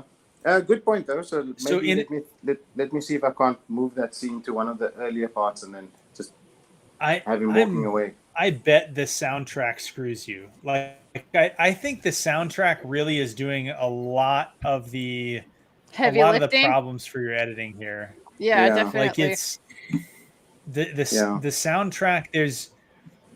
It's over so much, right? And this is the point that my wife was making about the soundtrack in this show.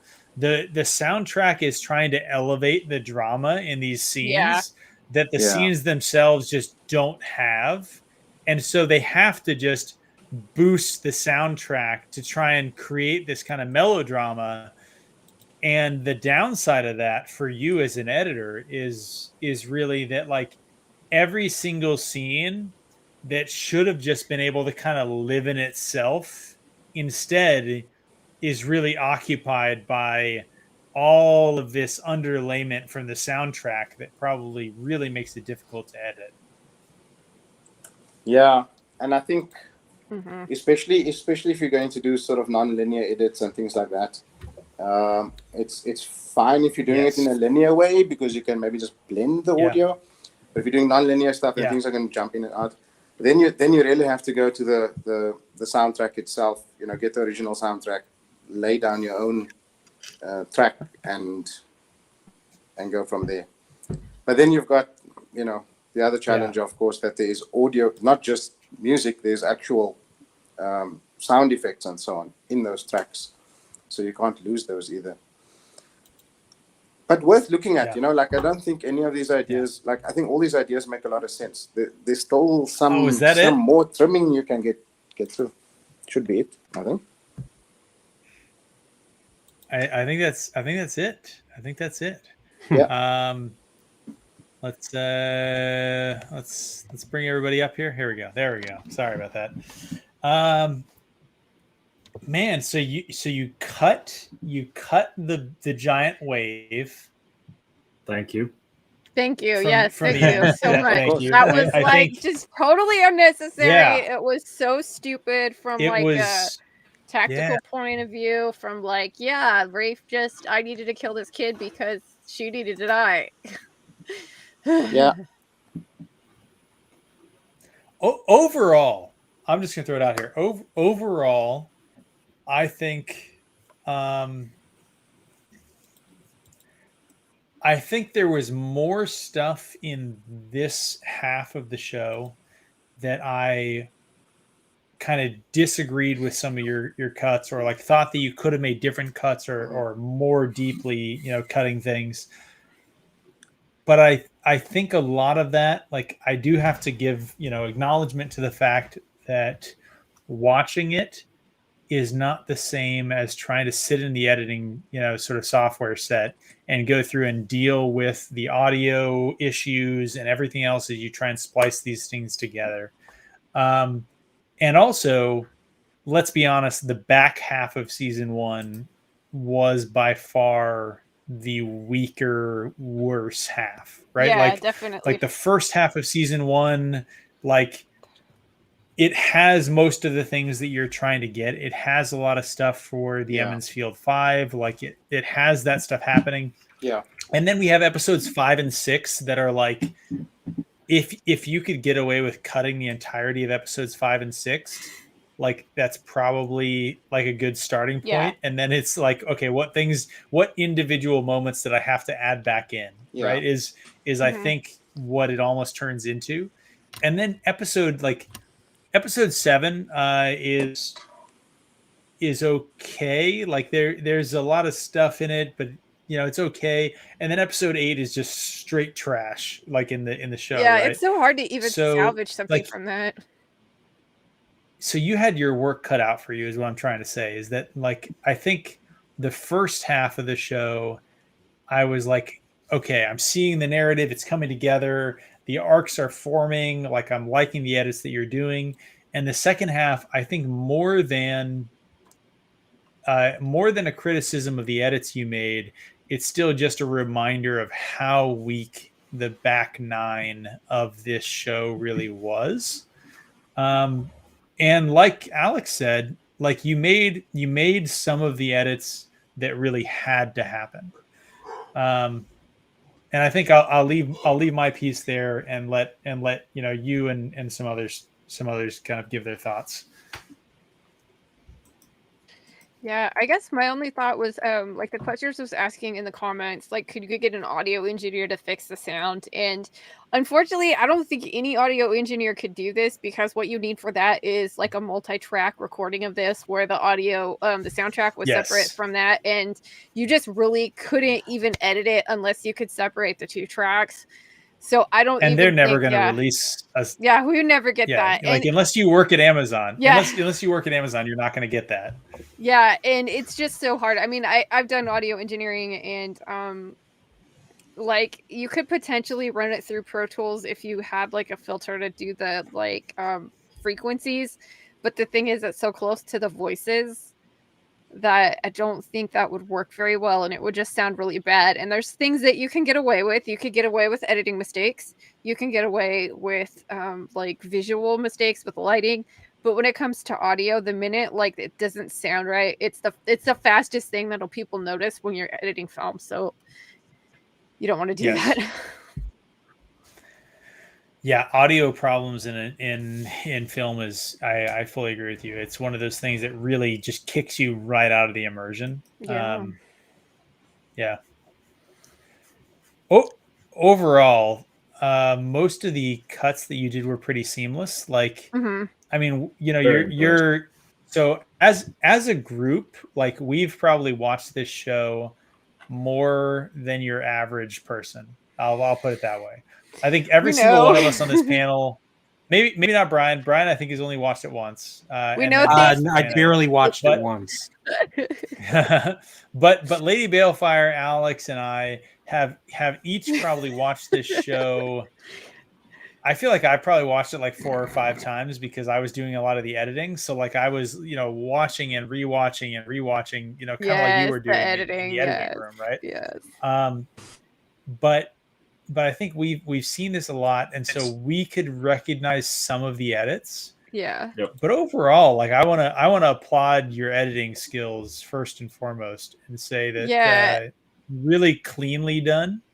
And there was probably only one that I can think of in the entire run that I was like, okay, that right there, that was a hard cut, like between 2 pieces of dialogue. Like I caught that one.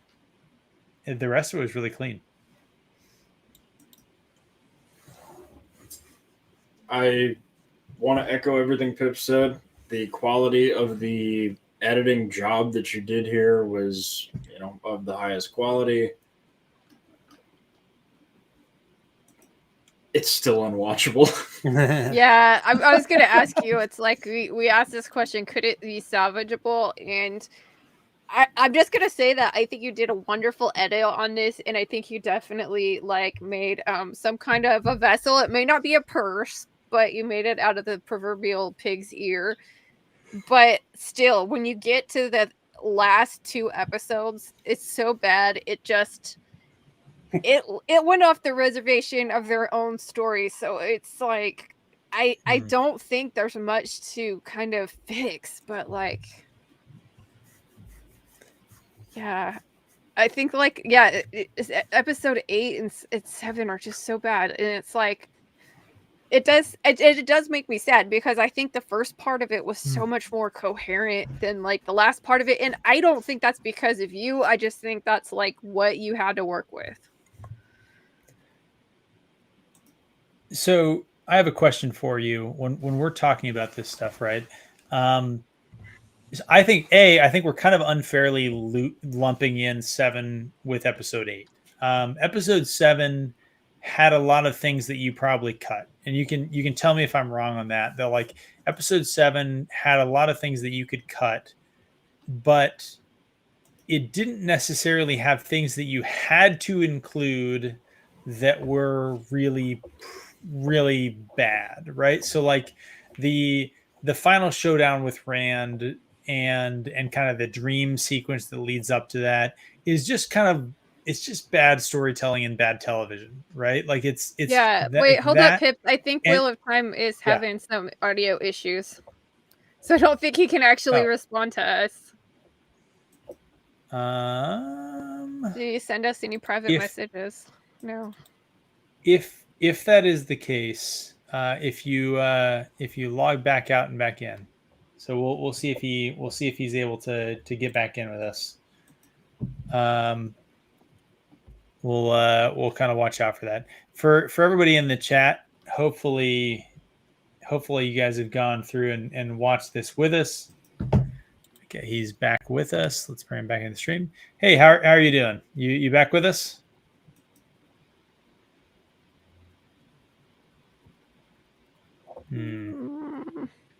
We don't hear you. He said he's going to refresh the page.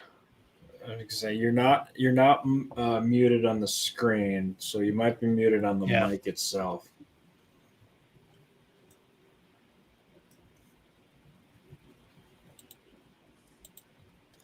See what happens when he joins back in here. Okay, can you hear me now? Yep. Yes. We can hear you. Okay. Yay. All right. Awesome. So I didn't miss anything you said, so we can continue. Perfect.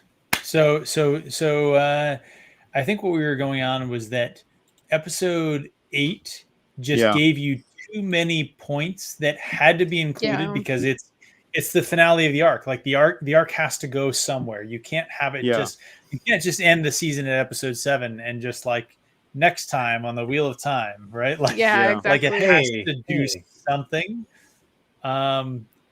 And it didn't give you much of like quality to work with. There wasn't a lot of good payoff, and that I think is what okay, so last time watching the first half, I was like, hey, I think that I could take the fan edit, I could show it to, you know, my wife who's kind of a normie in the Wheel of Time, or I could show it to just regular kind of people and say, hey, do you like this? Like, is this, you know, an okay fantasy story? Is this an okay, maybe original fantasy story? And I was like, episodes 1 through 4 of the fan edit, I was like, yeah, probably people who didn't come into it with the expectations of Robert Jordan's story would say that I can see what's happening here. Things are developing, stuff's going on. These characters are moving along a plot, and there's individual arcs for each character. This is happening, right?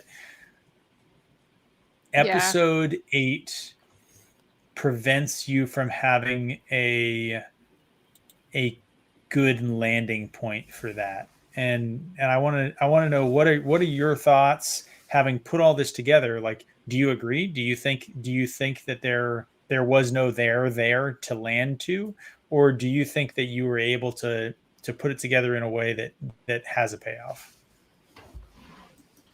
Yeah, and you make a very astute observation. I think the first half of the show, it works coherently well. There's a plot there. I don't think it's an accident.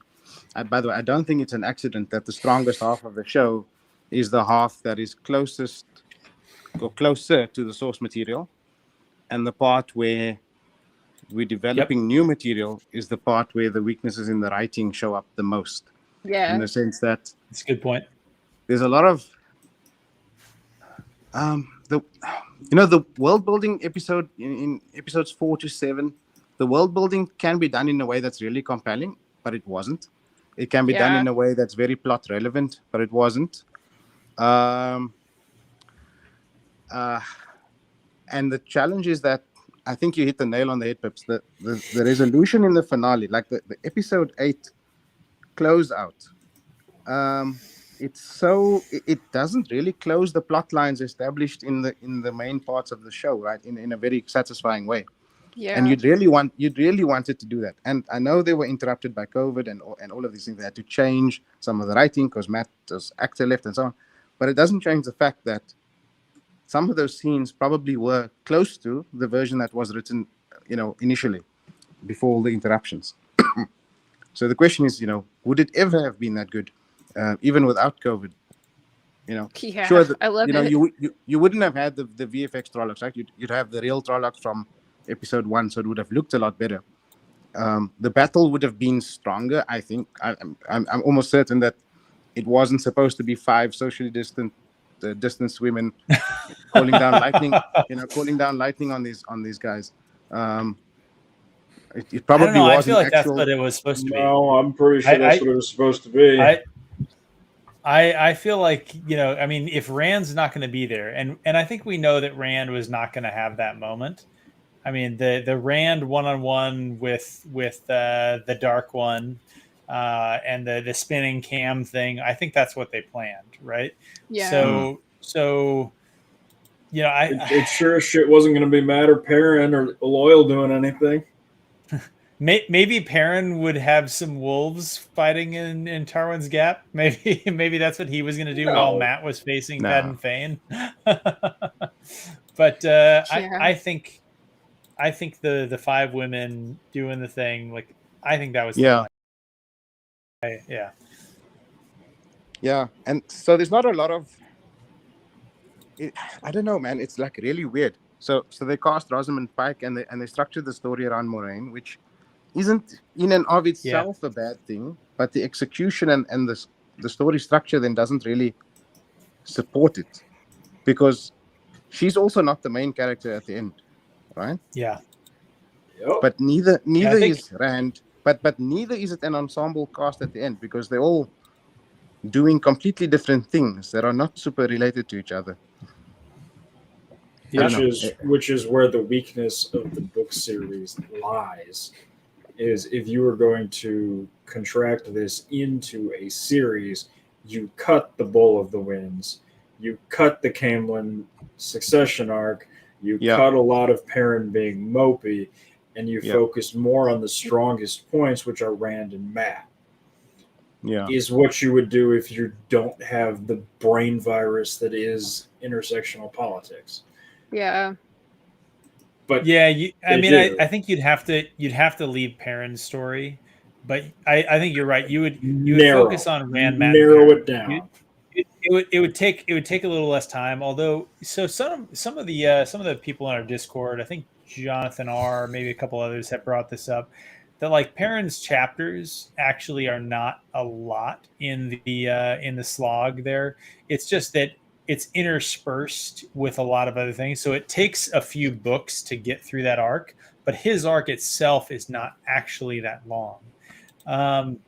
Yeah, so but like, it's like, what about the extra arcs that are entwined with his, like the whole like fail story and stuff? It's like you can't really get rid of it, and it's all kind of that one like story arc. I think that could have been, but it's just like the problem with this is I've always said is like they gave it like they just missed out on like they added so much extra BS that we didn't need. It's like if I was writing this, I would say let's take what happens in Camelin with Logain and Elaine and all that stuff, and what happens in Baelorone, and just make it one city.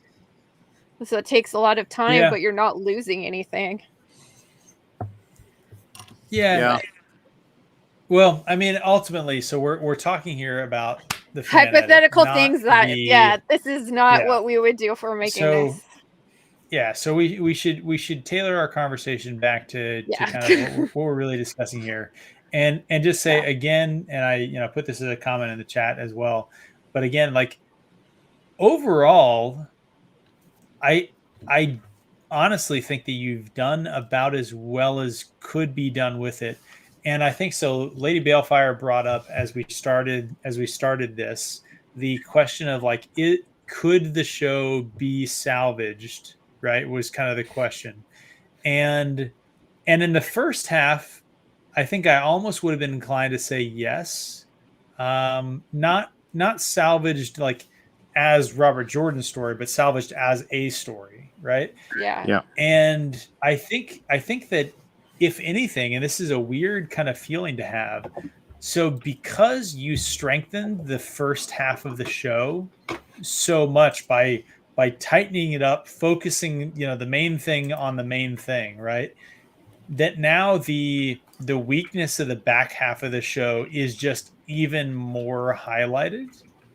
And I'm curious to hear what other people have about that idea where that almost puts it into kind of stark contrast where like, no, because episode 8 you can't really salvage the show, that like there's no landing point for the plot of the first, we'll say 5 episodes. Yeah, no, I think you nailed it. You did a grip. Lady Balefire is going to get mad at me for a sports ball analogy, so I'm going to bail on it. No, do it. I didn't get mad. I just was funny because I'm like, what? It's like in football. If you have a run to the outside, the goal of the defensive end is to string it out. You want to push it. Either force it inside so that your teammates can get there, or you take it all the way to the sideline and hope that something happens. What you did in the first 4 episodes was you strung it out. You postponed the inevitable collapse. Yeah. And just your teammates weren't there to come in and make the tackle and clean it up. You did everything right. Your teammates blew it. And that's the story of this fan edit.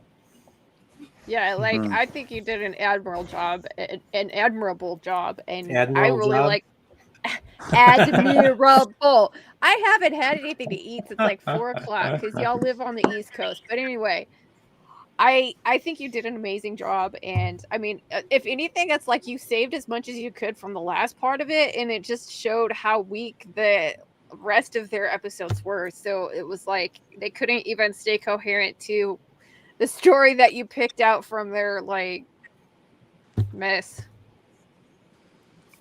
Yeah. Oh, I don't know. It's a You bit know, it's a bit deflating at the end, right? Like the story just falls in on itself. yeah. I do want to say, and kudos to you on this. I think you saved each of the characters, right? Like, I don't know if that makes sense to the rest of you. Mhm. Maybe not each, but like in general, I think that you saved the characters, but there wasn't enough meat on the plot that they filmed and gave to us to make that happen. So the characters ended up kind of surviving the story. Nynaeve's character is she doesn't have the inappropriate kind of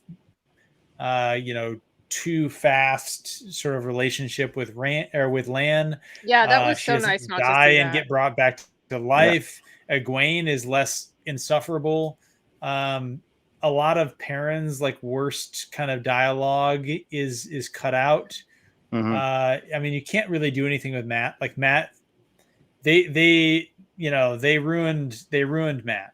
And maybe with the deeper edits that we talked about, you could maybe make it seem like you could imply that he's still too sick to go on.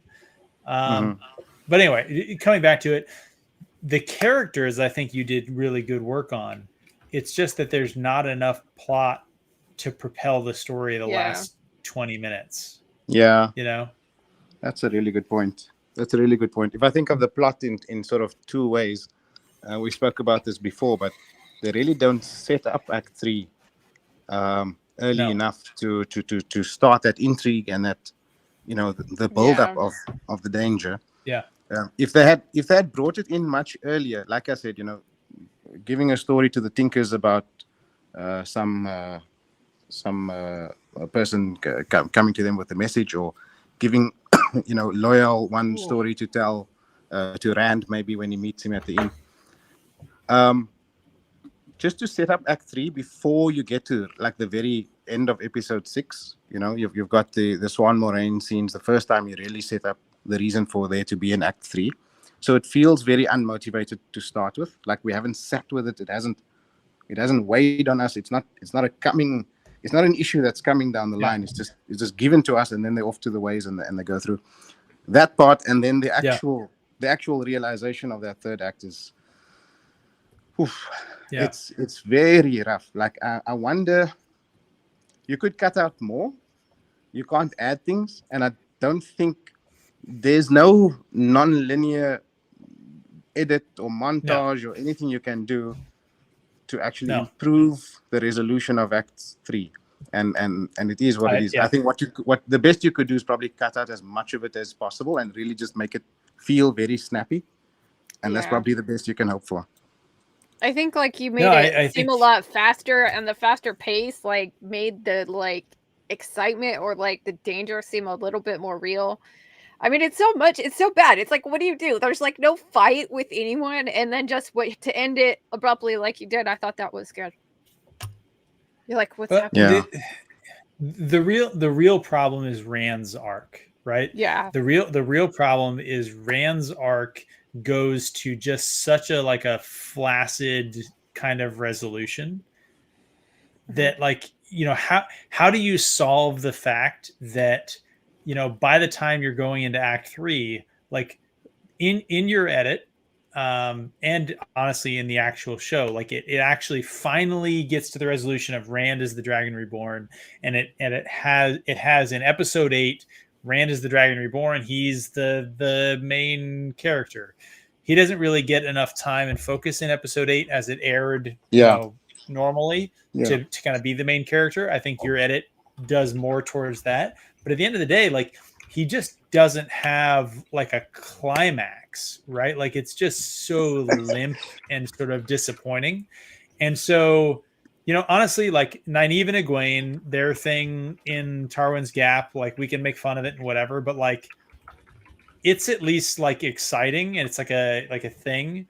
Perrin facing down Padan Fain, you tightened it up as much as possible. The dialogue is pretty weak. It's hard to work much there, but like at least it doesn't really like drag on really long, and at least is like a interpersonal confrontation. But it's Rand's character has so little going in the final act where you really need it. And that's what I was saying before, that Rand's character as an actor, so Joshu, doesn't have the gravitas to make the scene that they gave him as the final scene be anything that we care about as the audience, right? Like Brian, I think that you've been saying this, like you just don't care about the characters. I just don't think like nothing in that finale could have delivered on what the fan edit, what you built up in the first act is, you know. Yeah, for me, really, Rand's arc really closes out in episode 7 when he realizes he's the dragon, because that brings the cold open full circle, right? And the whole story building up to that point that's sad that it ends. Was about him realizing, his fate, his destiny, his identity, and more importantly, coming to peace with it, right? So he's been struggling the whole movie all the way through with this identity. Oh man! And when he gets pushed, when he realizes that all his friends are going to die if they all go to the eye, is when it all comes crashing down on him. But then, like you say, after that, there's no resolution really to the plot, or there's no strong resolution, let's say, to the plot. But I do like the character resolution that he gets. That's an interesting point. Okay, assuming we get a season 2 and you're making a season 2 fan edit as well, and you're putting together kind of a series of movies here, right? Would you end movie 1? Would you end your kind of fan edit 1 at the end of episode 7 instead? I don't think so, and the reason for that is that you still have the same footage that you have, right? You still need to establish that they beat the Dark One and so on and so forth.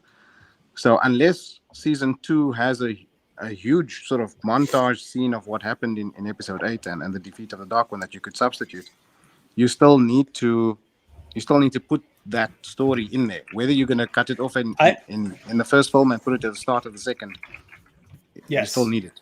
Then that's the challenge. And that's kind of what I meant. That's kind of what I meant. Would you consider cutting, movie 1 at the end of the primary arc resolution? So cold open, Blood Snow, to Rand realizing that he's the Dragon Reborn, and like, hey, we need to leave, and like him knocking on Moiraine's door and saying we're going to the Blight, like end, like that's the end of movie 1 of Amazon's Wheel of Prime. Look, that could be a good way to, and that is a good way to end the film if you know you're having a sequel and you're leading into the next part. It's a bit like Dune, right? Like Denis Villeneuve ends on the point where they just walk out into the desert and they're about to.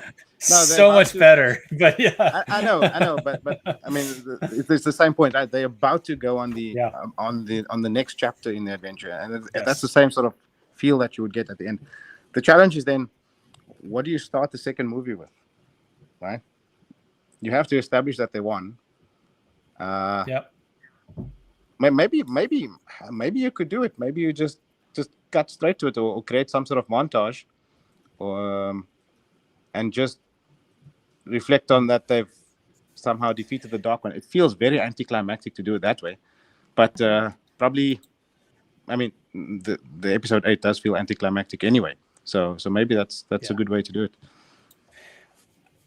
I don't know, Lady B, you've got screenwriting experience and things like that, like do you think there's a way to bridge this problem of like, because I think the point that he's making, that like the story that episode 1 is telling, if you want to say that it's Rand's story, right, Yeah. I then don't the think cold that open to the resolution is the arc, right? Like everything has to be contained underneath that story, right? My response So to that would be that I don't think this show is about Rand.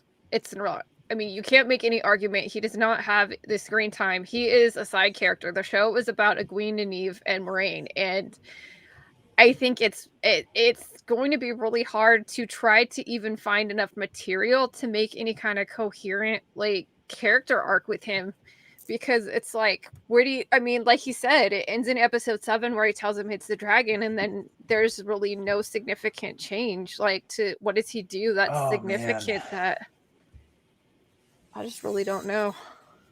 So are you saying, and I'm curious to hear what you guys think. So if that's the idea, that we're trying to salvage the full 8 episodes, is the solution to like add back in the Egwene getting pushed off the cliff, and add in the deleted scene of Egwene in the little secret well with the watercolors, and I like, don't know. and make it just, it's just Egwene's story. We just completely like, we buy into it that it's Egwene's story. I mean, I Like, think there's probably an argument made that you could do that, where you just cut out the mentions of Rand being the dragon and just make it be her at the end, and that instead of what he sees at the end is her. Whoa! Imagine, think about this. It's like she goes from whatever she did with Rand, and she goes out to that stupid woman circle power of the V compels you scene, and instead of like, how Rand has a flashbacks to Tam and everything, she flashbacks to that stupid crap that was in the deleted scenes. I mean, it's so sad, because it's like there is so little to cut from this to put together to make it better, because they failed on all counts. They failed from the Rand story, they failed from the Egwene story, like. Yeah.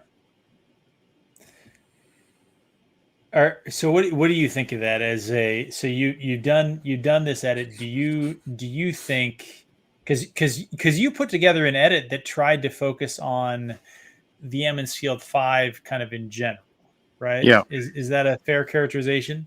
Do you think that maybe trying to focus more specifically on Egwene within the 5, like, again, we're not telling Robert Jordan's story, we're just trying to tell a story, right? Like, do you think that might do it? Because then the arc would change from being Rand's realization that he's the dragon to being Egwene going from small village girl wanting to be wisdom to being, OP wielding lightning, doing one power stuff, I guess would be the arc. Do you think there's enough there to try and make that work? I don't think so, because in the end, Rand is the dragon in the season, and he has the big revelation with the with the archery and the flashbacks and so on. There isn't an equivalent for any of the other characters to stitch together something of that form. The only thing you could do, you could go back to what the show tried to be, which was an ensemble cast, and bring in more of those scenes. But for me, I just felt that those scenes anyway were distracting, and sort of pull the structure as well as the storyline in different directions, that slowed it down and kind of added too many distractions anyway. So that's No, nerd, I don't know. we can't hear you, Brian. I feel like we're hearing little bits and pieces. He sounded like a little bit of a robot on my end there. I was hearing static. Oh. He's struggling with the with the audio stuff, I guess. I don't know. I'm I'm curious to hear, Alex, Lady B, what your thoughts are. I was, I think, pretty optimistic on the first half of the fan edit. And even the first half of, I think, what we watched tonight. I think that it's just episode 8 didn't give you enough to work with. I think is my parting thought. My parting thought is that episode 8 didn't give you enough to work with, and I don't really know whether or not there's anything to be done about that. Like it's just, and then it's like with season 2, it's like, where is that even going? Maybe we won't get season 2. No, we're getting season 2. We may not get season 3, but like I think we're still getting season 3 as well, right? Like I think it's. Yeah. I don't think season 3. Brian, I think there's a good possibility of no season 3 if it's just development. They greenlit season 3 and it's in the writing process at the moment. So let's see what happens. They did. Yeah. The question is whether or not it's still in the writing process without losing a bunch of money. Yeah, they could cancel it. I mean, until there's actually like production going on, then it can be canceled. That's fair. Yeah. Well, we've seen Brian, with Warner Brothers, you can kill anything, but there was that's not how Amazon does it. But anywho, honestly, that's about all I had. Yeah. Brian, I think you're the only one that hasn't given us our final thoughts. Can you hear me? We can hear you. Yep. Oh, okay. Yep, we can hear you. It was shorter, so that automatically makes it a better edit right there. Oh man. But like I said, I feel, once again, trying to, okay, so divorcing myself from Robert Jordan's work, just the way modern entertainment is with how they decided to have this final battle and everything. I see why you couldn't just clip all that stuff out. It had to go somewhere, even though personally I don't think it really went anywhere, but that's just me. Not your edit, but I'm talking about just like the show's direction. Yeah. So, oh, man, it was better because it was shorter, but my standards are too high for entertainment. Pips, you can attest to that, right? Right? Yeah. So it's just, it's seeing Balsamon or whatever the hell he was. What was that? Honestly, was I supposed to be terrified of that the big bad? They underdelivered on him as a threat for sure.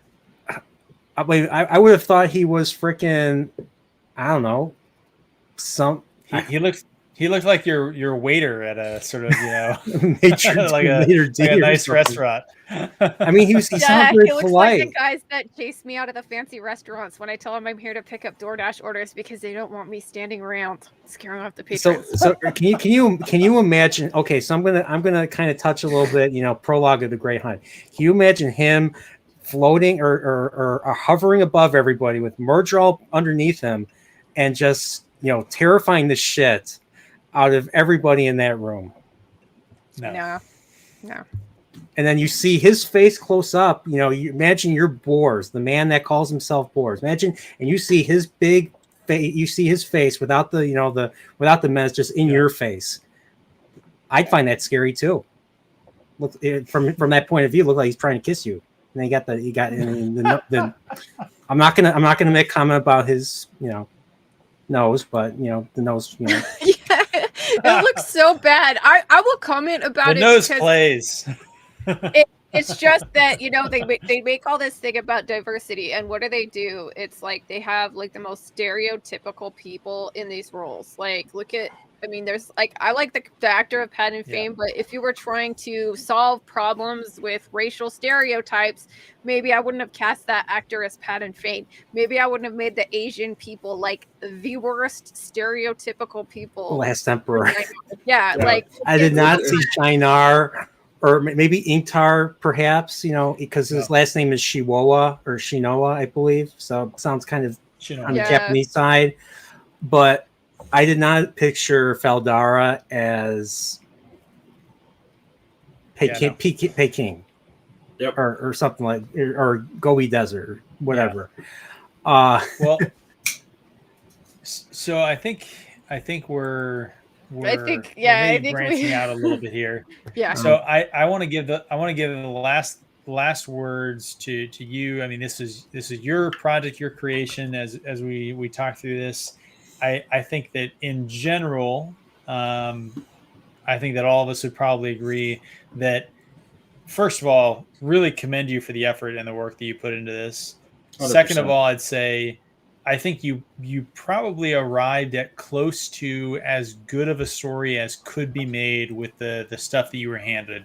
So, like, I think A, the effort, B, like the results, I think are actually there.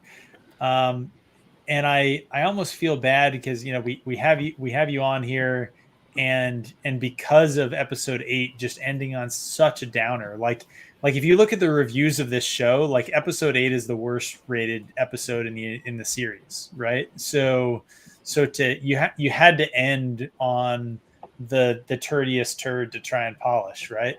But I want to hand it back to you and say and ask you to kind of talk through your thoughts on this, some of our comments on it, I guess, and where you see the fan edit kind of going forward for this season and maybe next season. I mean, what where do you kind of see this? What do you want to say to the audience?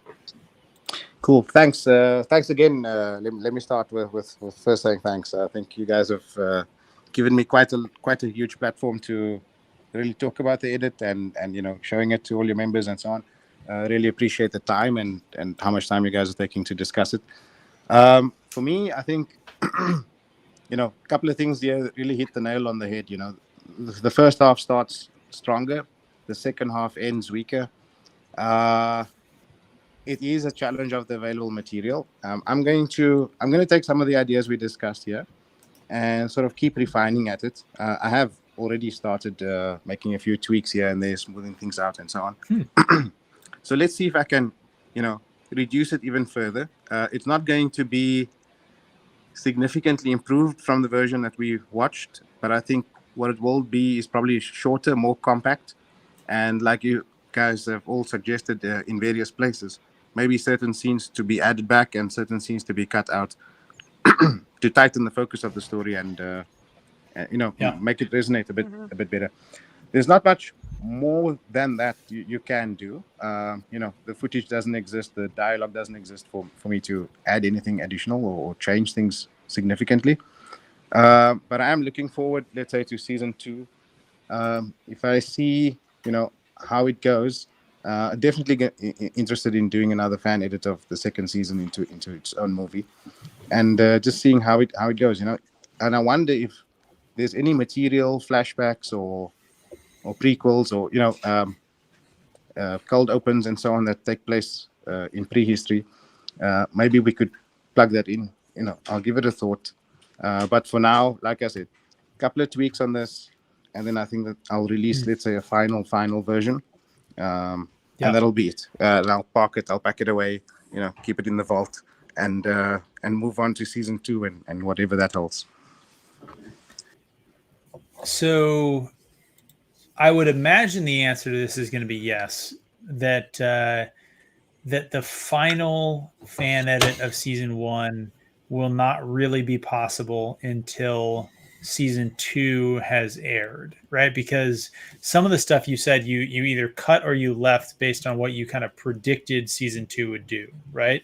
So is that how you're viewing this? That you're gonna see season 2 as it comes out, and then you'll probably have to make the season 2 edit, and then almost go back and do the season 1 edit again to kind of align them to get together, or how are you seeing your process going forward? Yeah, it's a good question, because I also wonder, how much motivation it'll be to touch the first film when the second film and they're all, the footage of the second season is right there in front of you, right? It's the shiny new toy. Yeah. So I wonder. I'm wondering. It probably makes more sense to try and finish up the rework of this edit and release it somewhere just before season 2 drops. And then, if something's glaringly bad and I cannot fix it in the second film, and it needs the continuity from the first film, then I'll probably just patch it up and do that in the back end and release it, release a final version.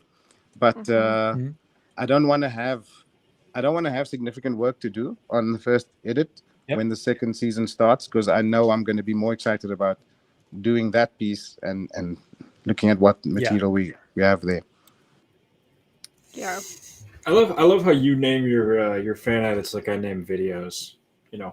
Parent video final, parent video final. Yeah. Yep. That's also how I name things. Yeah.